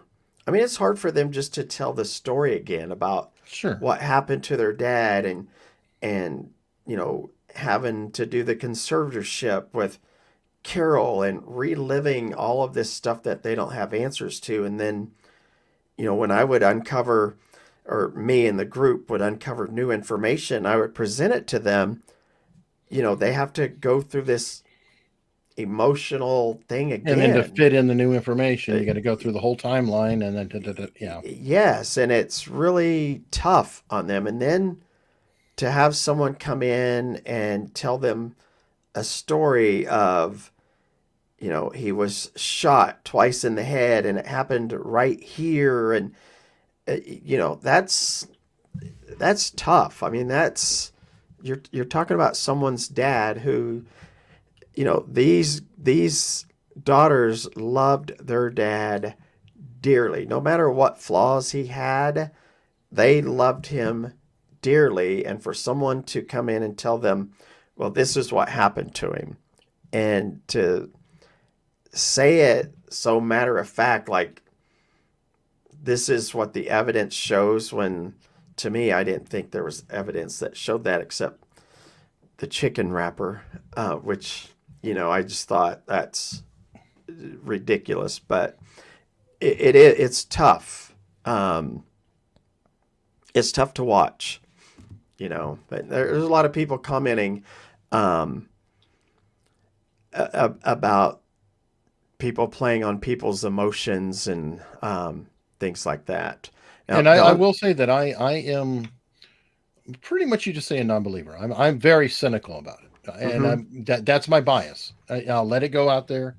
I have magicians on and people like that who do this kind of thing, that are mediums and Right. whatever. So I'm going to land on the side of skepticism from default. I'm all as a default. I'm always open to hear, but and if anybody who's to come on and talk about it, I would say I am very skeptical. But again, I'm not going to be. It's the same with Carole. You're my guest. Anyone Right. is my guest. I'm not going to go after them. Yeah. No, I agree. And like I tell my two daughters, it's like, just because you don't believe in something doesn't mean someone else can't. Everyone's entitled to their own opinion of certain things, and just because you're skeptical doesn't mean that you're a bad person. It's just your opinion of what you believe, and I'm skeptical as well, but I do think there are some people that have some kind of unexplained ability to do certain things, but it's a tough one sometimes, with especially when you have people that are really suffering and looking for answers. And at that time we were at a point where I'm not sure if we had Somebody wants to stir things hold up. on here. Send an invite to Carole. So that she can come on the live. Yeah, there's no way she's coming on here. What? If she wants to, absolutely she can. Well, with you, but yeah. But she can, if she's here, she can talk in the chat, and I'll communicate with whatever. I'm not. Again, I'm not. I'm not against anybody doing that. Obviously, no. That's what I like about you, Eric. Is you're a fair and honest person. Thank you. And Donna's really talking in the chat. So, Donna, I want to ask you what you thought of Eric's interview with Carole, because I know my thoughts on it, but Donna, I want to know what you thought after you saw the interview. Because here's some of the things that I noted about that interview. I'll put my glasses on. He's serious, folks. His glasses are on now. Where she talked about the tax deed sales. When she's talking about Don couldn't read or write past a first grade level. Mm-hmm. Here's the truth. His spelling was horrible. He was not a good speller, and if you read the restraining order that he filed, his spelling is not good. But he could read and write. He graduated from high school a year early. I mean, okay. And he graduated, he didn't drop out? No, he graduated a year early. Now, for the people in the chat, tell me, I want someone in the chat, because these people will know, when did Carole graduate high school? Because they're going to know. They'll put it in there. But no, Don graduated a year early, and because these were some of the things that we looked into early on, because Carole said he couldn't read or write past first grade and blah, blah, blah. So we started looking into things like, hold on a second. Like, not only could he read and write, but he graduated a year early. So yeah, here they're saying she didn't. So Yeah, I Carol was going to dropped say, I out. guess she didn't. But, and by the way, Yeah, I know lawyers who have crap spelling. uh, yeah. I mean, So that uh, doesn't, yeah, it bugs and me, but I will say that that doesn't yeah, state that they're not smart in another way. yeah. And I think I can't remember if Carol. There we go, right there. Nosy just put it in there. Carol dropped out of high school in the 10th grade. That's as Hmm. far as she went. But for her to say that Don Lewis couldn't read or write, what she's doing there is she's putting a story out there that makes people think she's the one that built their fortune. Hmm. Therefore, he didn't deserve any of the money, or his kids didn't deserve any of the money because she's the one that made all the money. Because Hmm. she actually said, I made him a millionaire. Yeah, But, she did say that. She said, he didn't make that, I made him. right, but that's the reason. I don't know. Did you know that when they first met, he lied to her about his name? Did you know that? When him and No, Carol I don't met, remember. he told her his name was Bob Martin because he didn't want her to know who he really was because he was already a millionaire. He didn't Mm. want her to find out he owned this successful business and had this money. But yeah, when they met, he told her his name was Bob Martin, and she ended up calling his work one day and asked him, or was asking for Bob Martin, and I believe it was Anne, his best friend slash secretary. All right, so Peggy's That's who saying Carol said that Anne was her best friend, if I recall in the interview. no, no, um, no, and Anne. I've had extensive conversations with Anne, and I interviewed her on my channel for like 2 hours. Um, Anne did say, she goes, I did like Carol. You know, she goes, we weren't best friends. She goes, matter of fact, when Dawn was dating Pam and Carol both, Dawn came to me and said, I've got to pick one or the other. Who should I pick? And Carol or Anne, and Anne says she still feels guilty about this to today. She says, I told him to go with Carol because she says I did like Carol, but Mm. they weren't best friends. Anne worked for Dawn for like 18 years. Here's another thing where Carol says she built this empire and made all the money. Mhm. I thought it was funny when Your camera's focus again. oh Sorry. when you were talking to her about real estate, and she was talking about this house that she saw, and she went and she opened up the door and there's a big sinkhole in the living room and all that. um, I don't know if that story is true, but I do know that she bought some property and lost a ton of money on it because she went out and bought the property, and then when she brought it back and told Don about it, he had seen that there was a bunch of like EPA violations and other things that had been Mm. placed on the property, and they lost a ton of money off of that. But Don would not let her go out and do all of this work that she claims to do. He would not, matter of fact, once a month, Carol would have to go to Anne, and Anne would have to balance the checkbook. Like, I'm not kidding you, because Carol was writing bad checks, and Don got to the point where is like no more, and I think it was $500. She couldn't write a check more than $500, and every month she had to go into the office, and Anne would have to balance the checkbook for because Carol didn't know how to balance a checkbook.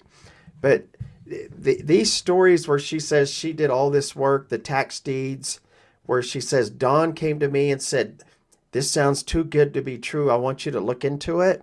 That never happened. Don was already doing that stuff long before, like long before Mm. they met. He was doing, and we've got records, and it's so easy to find this stuff nowadays. But you can see the tax deed sales and all that long before Carol came into the picture. Like he was already doing this stuff. I'm looking at the chat here. Um, yeah, Peggy brings up a good point on the missing persons report. She put on Don Lewis's name as an alias. Carole put Bob Martinez, but it was Bob Martin. She had that part wrong. There's a lot of things on the missing persons report that's really interesting, like the fact that Kenny was there when that missing persons report was taken. That's just really odd to me. Interesting. Perhaps I don't know on that. On the Ulterior motives. Obviously, wherever you break it down, I don't think that Carole is dumb or incompetent. I think she is, at a minimum, cunning. That's a good word. Yeah, and she's a great storyteller sometimes. I mean, I've seen people interviewing her, and I've seen these people brought to tears because they're buying this whole story, and I'm just like, I mean, if you knew everything that I knew, Eric, I think you would be. Well, my head would explode. Just okay. I'll be honest. Watching watching Tiger King season 2, I want to take a shower. There's pretty much nobody in there that I like. It's like it's just a collection of despicable people, or they come across that way, and it's like you're watching a train wreck. So it's utterly fascinating, but you feel a little guilty for enjoying or being entertained. Yeah, I had a friend of mine from high school that I saw Thanksgiving Day. Now, growing up, I was pretty crazy. I was, climbing like water towers and, climbing up on, billboards and, hanging over or riding my bike across these big train trestles, and like just doing crazy things as a kid. I mean, me and one of my best friends, we were like the original Jackass guys, the movies, Jackass. I mean, we would do crazy stuff like that. But I was talking to a friend of mine on Thanksgiving I've known since the second grade. And he goes, after I watched the show, he said, you came across as the most sane person in the show. And he goes, that's pretty scary. I said, I know. I said, for people that knew me growing up and how crazy, the things that I had done for me to be the most sane person in the show, I said, with the exception of the family of Don Lewis, I'm like, that's pretty crazy. I said, that just goes to show you how bad some of the characters are.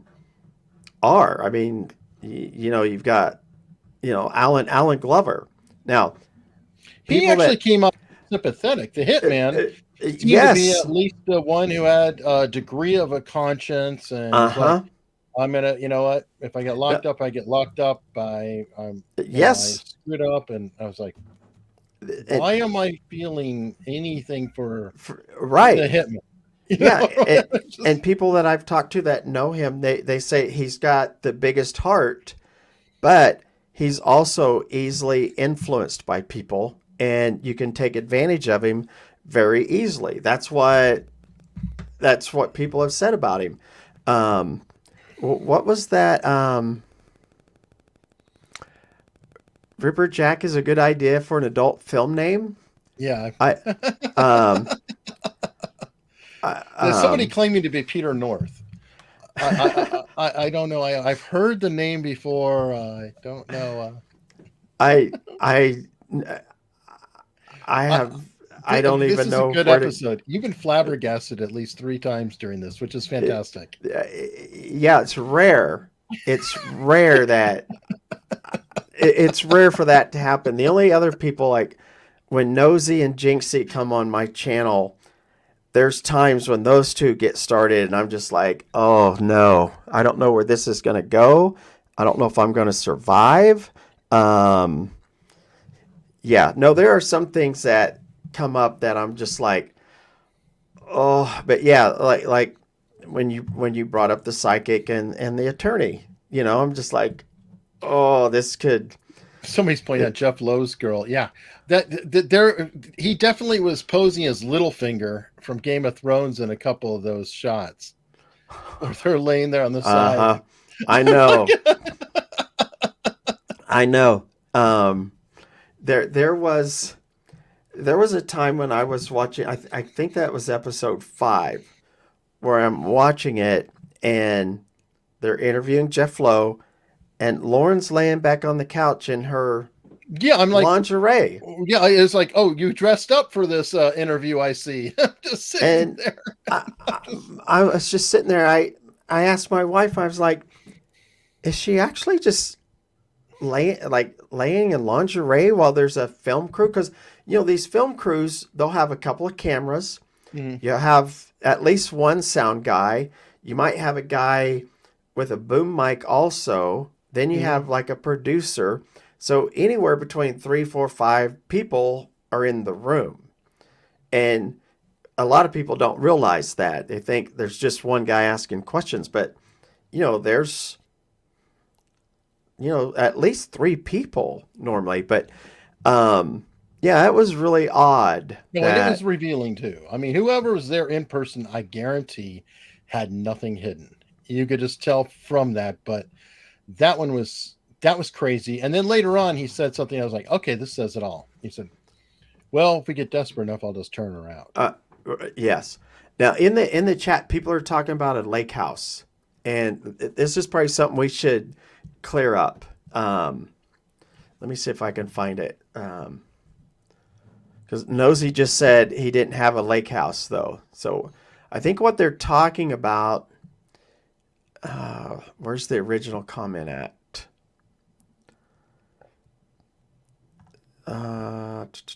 All right. All right, someone says my gut feeling was always that Don was killed at his lake house with one of his own guns. Then Kenny took all the guns out to remove the murder weapon. Um, Don never had a lake house, but that's something that has been put out there by a certain network. They did a show and they had some information incorrect where they said we went out to look to at the lake house. Antonio And, Capillero saying, are they talking about the farm? Because Yes, there's a it was body the of water. farm, and there were mobile homes out there. There were like 2 mobile homes, but Kenny Farr and Trish lived in one, and then in the other was a guy by the name of Richard Kistler. Richard Mm. Kistler was the other guy that I think that was his name that lived in the other mobile home, but there was not a lake house or anything like that out there. But if you go out there now, it looks like there's a lake house there, but it's a new housing development. But he never had a lake house. It was just 172 acres that had a lake out there. But I just want to bring that up because I've seen a lot of people talk about this lake house, and it was never a lake house. But that is one of the possibilities of a body location. And in the show, they show me out there on the boat with the Yeah, that divers had to and be an awful day. I mean, I'm sorry, that is some dark it, work. it was June of 2020. It was super hot out there, but what we didn't know before we did that, like we had the cadaver dogs, and I researched the cadaver dog thing, and they're like they can smell. If there's a body in the water that has been there for many years, they can smell it, and they'll bark or Can they whatever. discern that it's human though, necessarily? It's it's kind of amazing that that could even happen. But anyway, we went out there, did the divers and all that. We also had magnets because a lot of people said you guys should have taken magnets out there, because of all the equipment that was dumped. Because Mm. there was a time when there was a bunch of machinery, a freezer, and some meat grinder possibly was dumped in that lake out there. So we went out, we did that whole thing, and then like 15 minutes after we're done, the housing developer who now owns the or used to own the place says, "Oh, yeah, I had this place dredged about 5 years ago." I'm like, what? He's like, yeah, there was a bunch of trash and machinery and junk, and we had it all pulled out and took it to a landfill. Well, And there I'm you just go. like, well, that would have been nice to know beforehand, but um, we never knew that until after the fact, and it was well known, which is kind of what's funny is after that happened, the people really investigating this, everyone was aware that it had been dredged, but another show actually went out there and did like a reenactment of the divers and all that, but they knew that it had been dredged because I was getting information from someone out there like, yeah, they're just doing a reenactment. It's for entertainment purposes only. Like they're actually acting like they're doing something. They ended up calling the sheriff's department because one of the dogs barked. So they called the sheriff's department and say, hey, we got a dog hitting out here. But they knew there was nothing there. And, Crazy. those are the things that kind of annoy me because I'm like, it's not for entertainment, I mean, a lot of people watch the Well, show and they're, that's such a hard call, and I totally know what you're saying, and it's something that I've tried to deal with carefully. Like I had on Kelly Teal, who is in Nexium, and oh, I that's had a on. crazy story.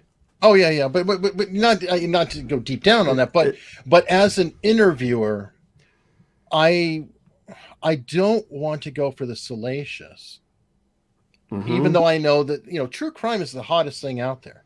It's crazy. And so while I said earlier that I'm a slut, and it's absolutely true that I want as many views and as much traffic as I can possibly get, I try to be a slut with standards, and it's a hard road to go. But it's frustrating because I get it, but like talking to her, she it's some dark stuff, and Mm-hmm. I Really is. spoke to another one, and she was in the Children of God, and they were famous for flirty fishing. Flirty fishing is when they take the teenage girls and the women and they turn them out as prostitutes to bring in more members. She, What? yes. Anyway, I had her on, but how do you get I gotta read obvious? about that. No, I see, but and they're salacious. I mean, I there's a whole site that shows all the nude women saying I'm ass, and the people in the orgy. It is insane. But That's crazy. I don't want to victimize her again. So how do you deal with this? So it's a question, and I know what you're talking about. The reenactments. It's like, okay, we got to got to spruce this up a little. Mm-hmm. Get this back up not. And we're two talking heads right now, and that could be seen as boring or whatever. How do you punch it up? And Right. I'm trying not to. And No. I know that you're Yeah. trying not to as well. So it's No, hard. and you're right. And I did have an agent contact me after the show and said, if you would have created some more drama, they would have probably had you in the show even more. And I was like, yeah, but like my intention was not to like draw attention to myself to be some crazy character. Like I really Right. honestly want to find out what happened to this man so that his girls can have some peace. I mean, but I get the whole doing something for entertainment and all that, but I I don't know. I think for true crime stuff, if it's a real case and there's still victims out there, I find it hard to cross that line. However, there are times when I do get a little goofy because I know if I start having a couple of Bloody Marys on the show, I know people are going to watch because they're like, oh, what's he going to do? Is he going to call Mhm. Howard again? Did you call Howard? Hold on, where's it? Get? I did. I was on this was early on. I was on a channel over in the UK and we're talking and yeah, I was drinking some Rolling Rock and we were talking. I mean, I wasn't like drunk. I had a couple beers, but we're talking, and Howard came up somehow, and I said, "Oh, I should just call him and we'll ask him, or something like that." And they're like, "Oh yeah, do it." And I was like, "All right, I'll do it." So I called him up, and he answered the phone, and I was like, "Hey, Howard," I was like, "Is Carole there?" He's like, "Who is this?" I was like, "It's Ripper." I said, "Hey, I was calling for Carole." And he's like, "Who?" I said, "It's Ripper." He's like, "I don't know who you are," and hung up. I think Howard was calling her during my episode. Well, when I rewatched it this morning and her phone was going off, Yeah, I thought it was a tip line. No. Someone was calling her to tell her to shut up, I'm sure. I'm positive someone was reaching out to her saying, "You're talking too much. You're putting too much information out there." No, because it was at one point it's just going over and over and over. And you even said, "Oh, I don't even hear it. Let's continue." I mean, you're like, "Oh, I don't hear anything." And just to keep her going. But because you could hear it, obviously, I would think, right? Yeah, especially later. But yeah, a lot of it too, it's very weird. Like watching myself do it is a surreal experience. I'm like outside myself watching. And like right now, I won't remember half of what we said because I'm trying to think of a coherent thought.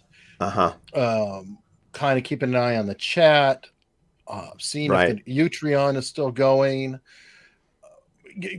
I'm, spinning plates. A lot of what I do is spinning plates. So it's very weird to be in an interview, conducting it versus just kind of laid back. Even guesting is different than hosting. I like guesting more so because I'm just like, I don't have to right, worry about. I don't have to spin any plates. I'm just like, this is kind of nice. I just sit here and I can just be chill. But I want to ask you, do you go back and watch your work? Not often. I really don't have time because it's like, one, it feels terribly narcissistic. And since I'm not editing it and it's almost always live, I don't have to watch it. Right. And okay, it's the sound is this or whatever, and there's going to be foibles, what have you. Yes, Angela, Ripper has a channel. I did put a link in the description. You could just click his name and boom, it'll take you right there, and definitely subscribe. If you want to learn about the case, don't watch me. Watch his channel because I don't know. I'm a pinch hitter. I come in, I did an interview, and hopefully it's all right. But yeah, it's weird. I don't in general like watching myself at all. Yeah, I don't either. I can't stand like hearing my voice. Like if my wife comes home and like if I did a video, like she won't watch it at work, but she'll turn it on her way home. But if she comes in and it's playing and I hear my voice, I'm like, oh my God. I'm like, you got to turn that off. Like I don't like my voice. I've gotten better about it because I've had to edit. And so it's just kind of like eventually I don't enjoy it, but it's just whatever, not my thing. So if somebody's playing in the background, I'm flattered that my wife is playing my interview. I'll walk off so I don't have to sit there and listen to it. But it's like, I'm like, yeah, she actually gave a shit and watched one episode because that's a rarity. Hey, I want to bring up something that I forgot about with the notary. Yes, you sent me some documents earlier. Is that this? Oh no, that's the Jamie Lewis stuff, which was what prompted Carole calling me a troll. But with the notary, there was one thing, and this was not in. Well, it was in the show, but they did not make a big deal about it. When I was talking to the notary, And this is a question I asked everybody that I interviewed. Like when I would go to Florida, I always asked them, when did you learn Don Lewis was missing? Because I want to know what everybody, like their initial thought, how, who told them, and all that. So I asked the notary, I said, when did you learn Don Lewis was missing? Now, they played a portion of it in the show, but I don't think they had me asking that. But the notary comes on and says, it was Monday. I came into work, and Carole told me if the police came out, not to worry that Don was missing. So what I had asked her was, the weekend that Don went missing, blah, blah, blah. I said, when did you find out? And she said, well, when I came into work on Monday. Now, on the missing persons report that Carole filed, she filed that on Tuesday afternoon. She says she saw Don Lewis early Monday morning on the 18th. And she says that on your channel in your interview that he left Monday morning. And it depends on which story you believe. She's told some people around 6 o'clock in the morning, and then there's other reports where it's 7:15. But let's just say 6 o'clock Monday morning. She puts on the missing persons report, sees him Monday morning at 6 a.m. Her housekeeper comes into work at 8:30 on Monday morning. Carole tells her housekeeper that morning, Don's missing. Now, if you just saw the guy a few hours before, why are you telling your housekeeper he's missing? Now, here's what happened. Maybe Don went into work. Psychic. We need the psychic. But here's what happened. Don went into work on Friday. He left at 1:30. He told his best friend Ann, and secretary, I'm going home to tell Carole I want a divorce. I'm done. This is, I've made up my mind. And he had been threatening this, that he's going to divorce her for quite some time. But Ann said he'd had his mind made up. So he leaves Friday at 1:30. There's title work that Ann had to get done for these vehicles that was being shipped to Costa Rica the next week. So Ann starts calling Don around 4 o'clock because she needs to get this information for the cars that are being sent. He doesn't answer. She calls him all weekend. She sends him pages. Back then they had pagers.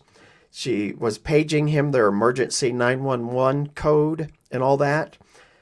He never calls back, but she continuously called his phone. She's like, I called it every hour because he always called her back. So Monday morning rolls around. This is my theory. Carole knows that Don Lewis is not going to make it into work Monday morning. Ann's been blowing his phone up and pager all weekend. So when Ann gets into work at 8:30, Don's going to get there around 9 o'clock. When he doesn't show up, I think Carole knows that Ann McQueen is going to call the cops because she's been trying to get a hold of this guy. So you've got a housekeeper at your place. You need to make sure that you prepare them so that if the cops show up, hey, if the cops show up, it's no big deal. Don's missing. Don't worry about it. Don't freak out. That's what I think happened. I think that Carole was worried Ann was going to call the cops because Ann and Carole did end up talking Monday morning, but they decided not to call law enforcement. And then Tuesday morning, Ann was really frantic. And then here's the kicker with all this stuff. On Thursday, Ann's continuing to call Don's cell phone. But on Thursday, at some point, Carole tells Ann, you can quit calling Don's phone. And Ann's like, what are you talking about? She's like, you can quit calling his phone. I have his phone. Now, Don's, from all the people that I've talked to, and I've talked to so many friends of his, coworkers, everyone that I talked to said that his phone was his lifeline. Like, you would never see the guy without his phone. Even if he was having an intimate moment, his phone was probably in his hand. Like this, he always had his phone. That's also And 97. And I had a cell phone in 97, but it was rare that people did. It was a much more strong lifestyle choice and matter. And you paid by the minute back then as well, you know. But no, he did have a phone, and he also had a pager. But Anne asked Carole, where'd you get his phone? And according to Anne, Carole said, I found it in one of the vehicles.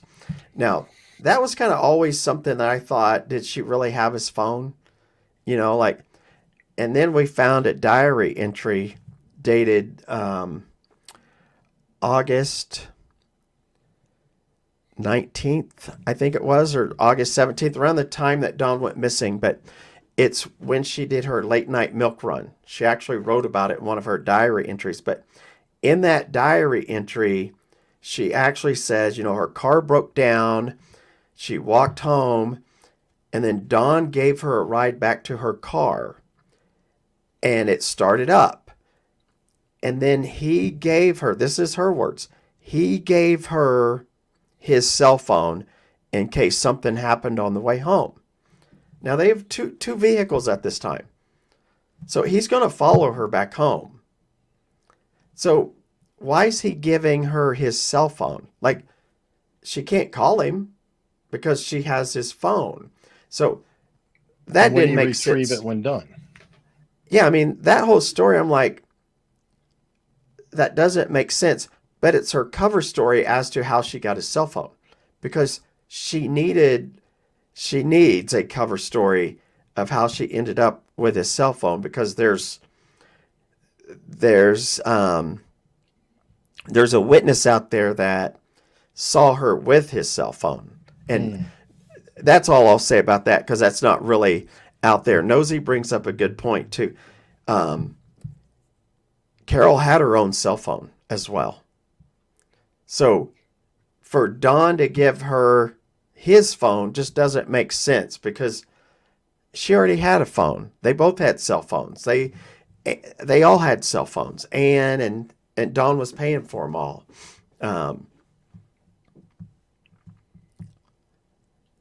All right.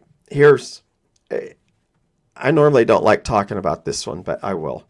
Because in the show, Jim Moore, who after Dawn went missing became, I think, vice president of Big Cat Rescue, Jim Moore claims to have seen Don Lewis on Sunday night. Now, the very first time I talked to him, he told me he didn't remember which weekend it was. He said, I don't know what weekend it was that I saw him. He goes, I don't know if it was the week before. He said, I just don't remember. It was so long ago. And he said, but I did talk to the sheriff's department. He said, I told them, but I just don't recall. I said, well, why don't you call them and see if they have your statement?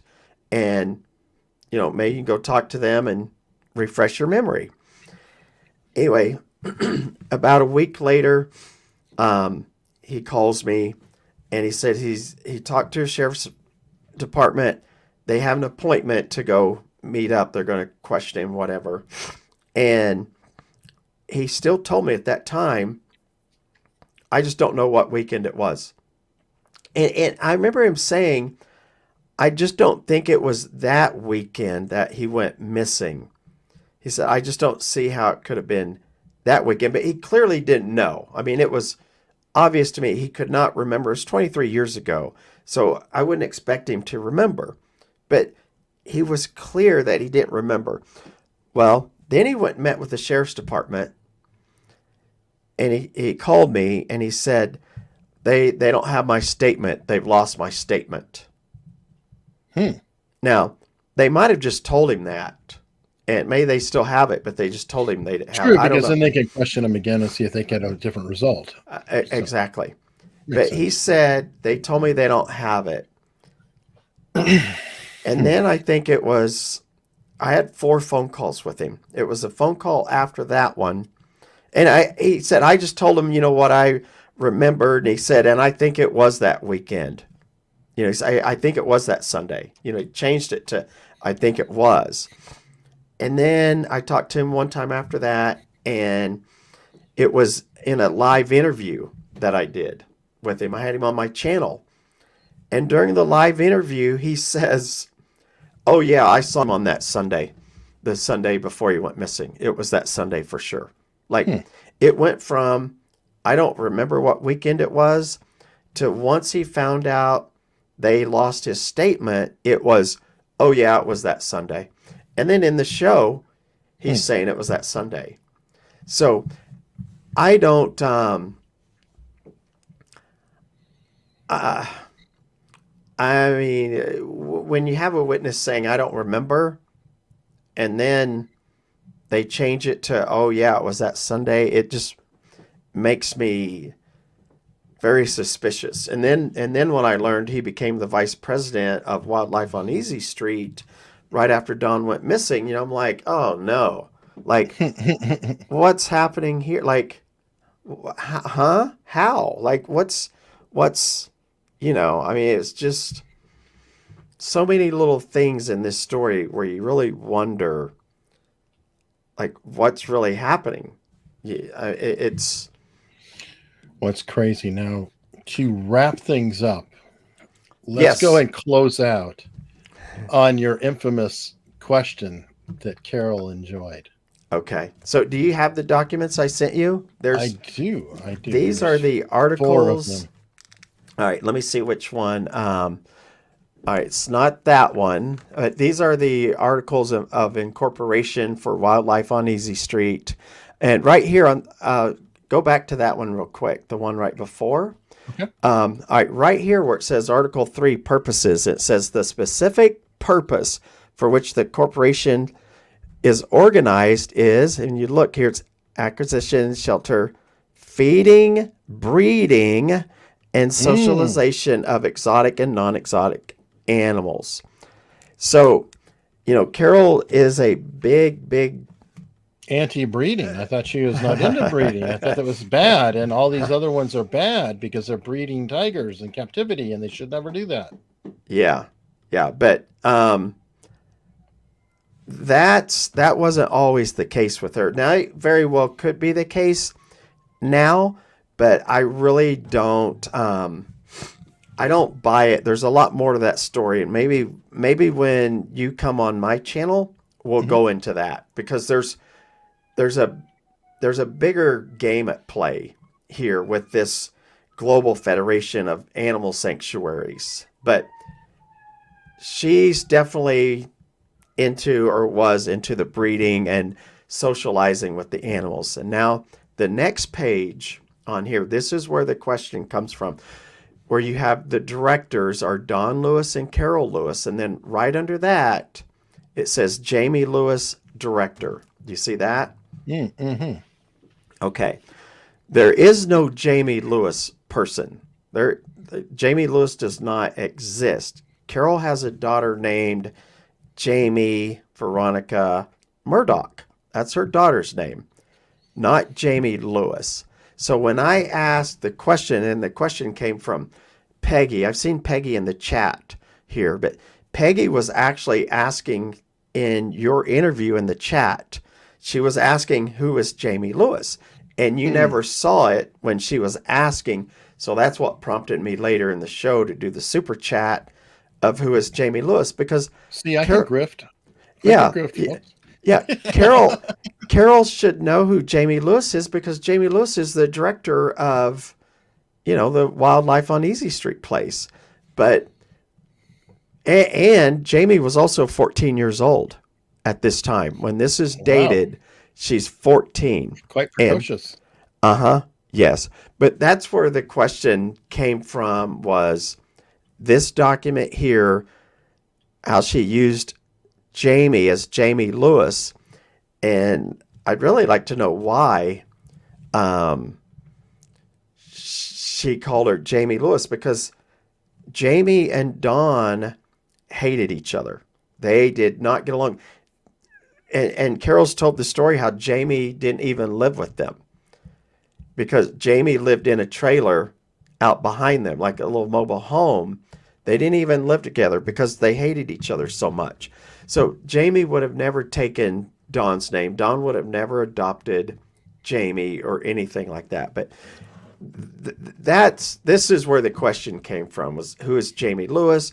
And all she had to do was, say, that's my daughter. But she didn't. And there is, people are saying that Jamie probably knows what happened. And there's Carole's signature there. Someone in the chat says, Jamie most likely knows what happened. And I think Donna's saying that. Yeah, I agree. I think she probably does, and I don't want to get into too much into that, but I do know when I was being interviewed by one of the producers of the show, they asked me, they said, what do you think of Jamie crying when we asked her about Don Lewis? And I'd heard the rumor before, but I pulled a Eric Hunley and acted uninformed. That's me. And I was like, what do you mean? They're like, well, when we were interviewing Jamie for Tiger King, we brought up Don Lewis, and she broke down in tears and just walked away. And I was like, really? I said, I thought she hated the guy and he hated her. And it's like, yeah, that's what we understood. But they said, I said, what do you think about Don Lewis? And she just started crying and walked off the set. And I'm like, if you don't like someone, I don't think you'd break down in tears. I mean, I don't know. I mean, when people ask me, I mean, you asked me a question today about someone that I dislike, and there's not very many people that I dislike because I mean, really, I don't like to carry like that kind of stuff in my heart because it's bad for your soul. But I wouldn't break down and start crying. I'd just be like, I do what I did. I'd be like, oh no, like, oh, but there's a lot of people that know about the little story where she just broke down and started crying, and a guilty conscience. It's really weird. And they're bringing up Daniel Capiro's name also. Well, it looks like we've got a lot to continue on your channel. Yes. So yeah, I do want you to come over. I want you to come over to my place as well. And awesome. We can talk about I'd like to talk about some of the cult stuff with you because I have talked to one of those girls that was in that one cult, NXIVM. Yeah, the brunette girl. She has a podcast. I can't think of her name right now. Sarah? I think her name's Sarah. Sarah. Yeah. I'm not familiar. I mean, it's funny because I've almost had Nikki Klein coming on, but that's a challenge because Nikki's still pro. Yeah. Is that the one with Keith? Was Keith the one in NXIVM, or am I thinking? Yeah, Keith Raniere. Okay, yeah. Her name's Sarah, and in one of the documentaries, she was, she had the branding and all that, and then she married one of the other guys. I'll send you a thing, but yeah, definitely. She has a book out about it now and a podcast, and super nice person. But that's probably someone you should have on your channel. Yeah, probably. But I'll send her a message and tell her to contact you or something, because sounds good. I like watching this stuff about these cults, but I'm also like, I'm scared to watch some of it because some of these people really get taken advantage of and they have no idea like what's happening to them. For sure. It's pretty scary. Well, and by the way, Tiger King has got a very cultish vibe in all of these little clusters. Like they're little culty clusters. There's like a Ripper cult.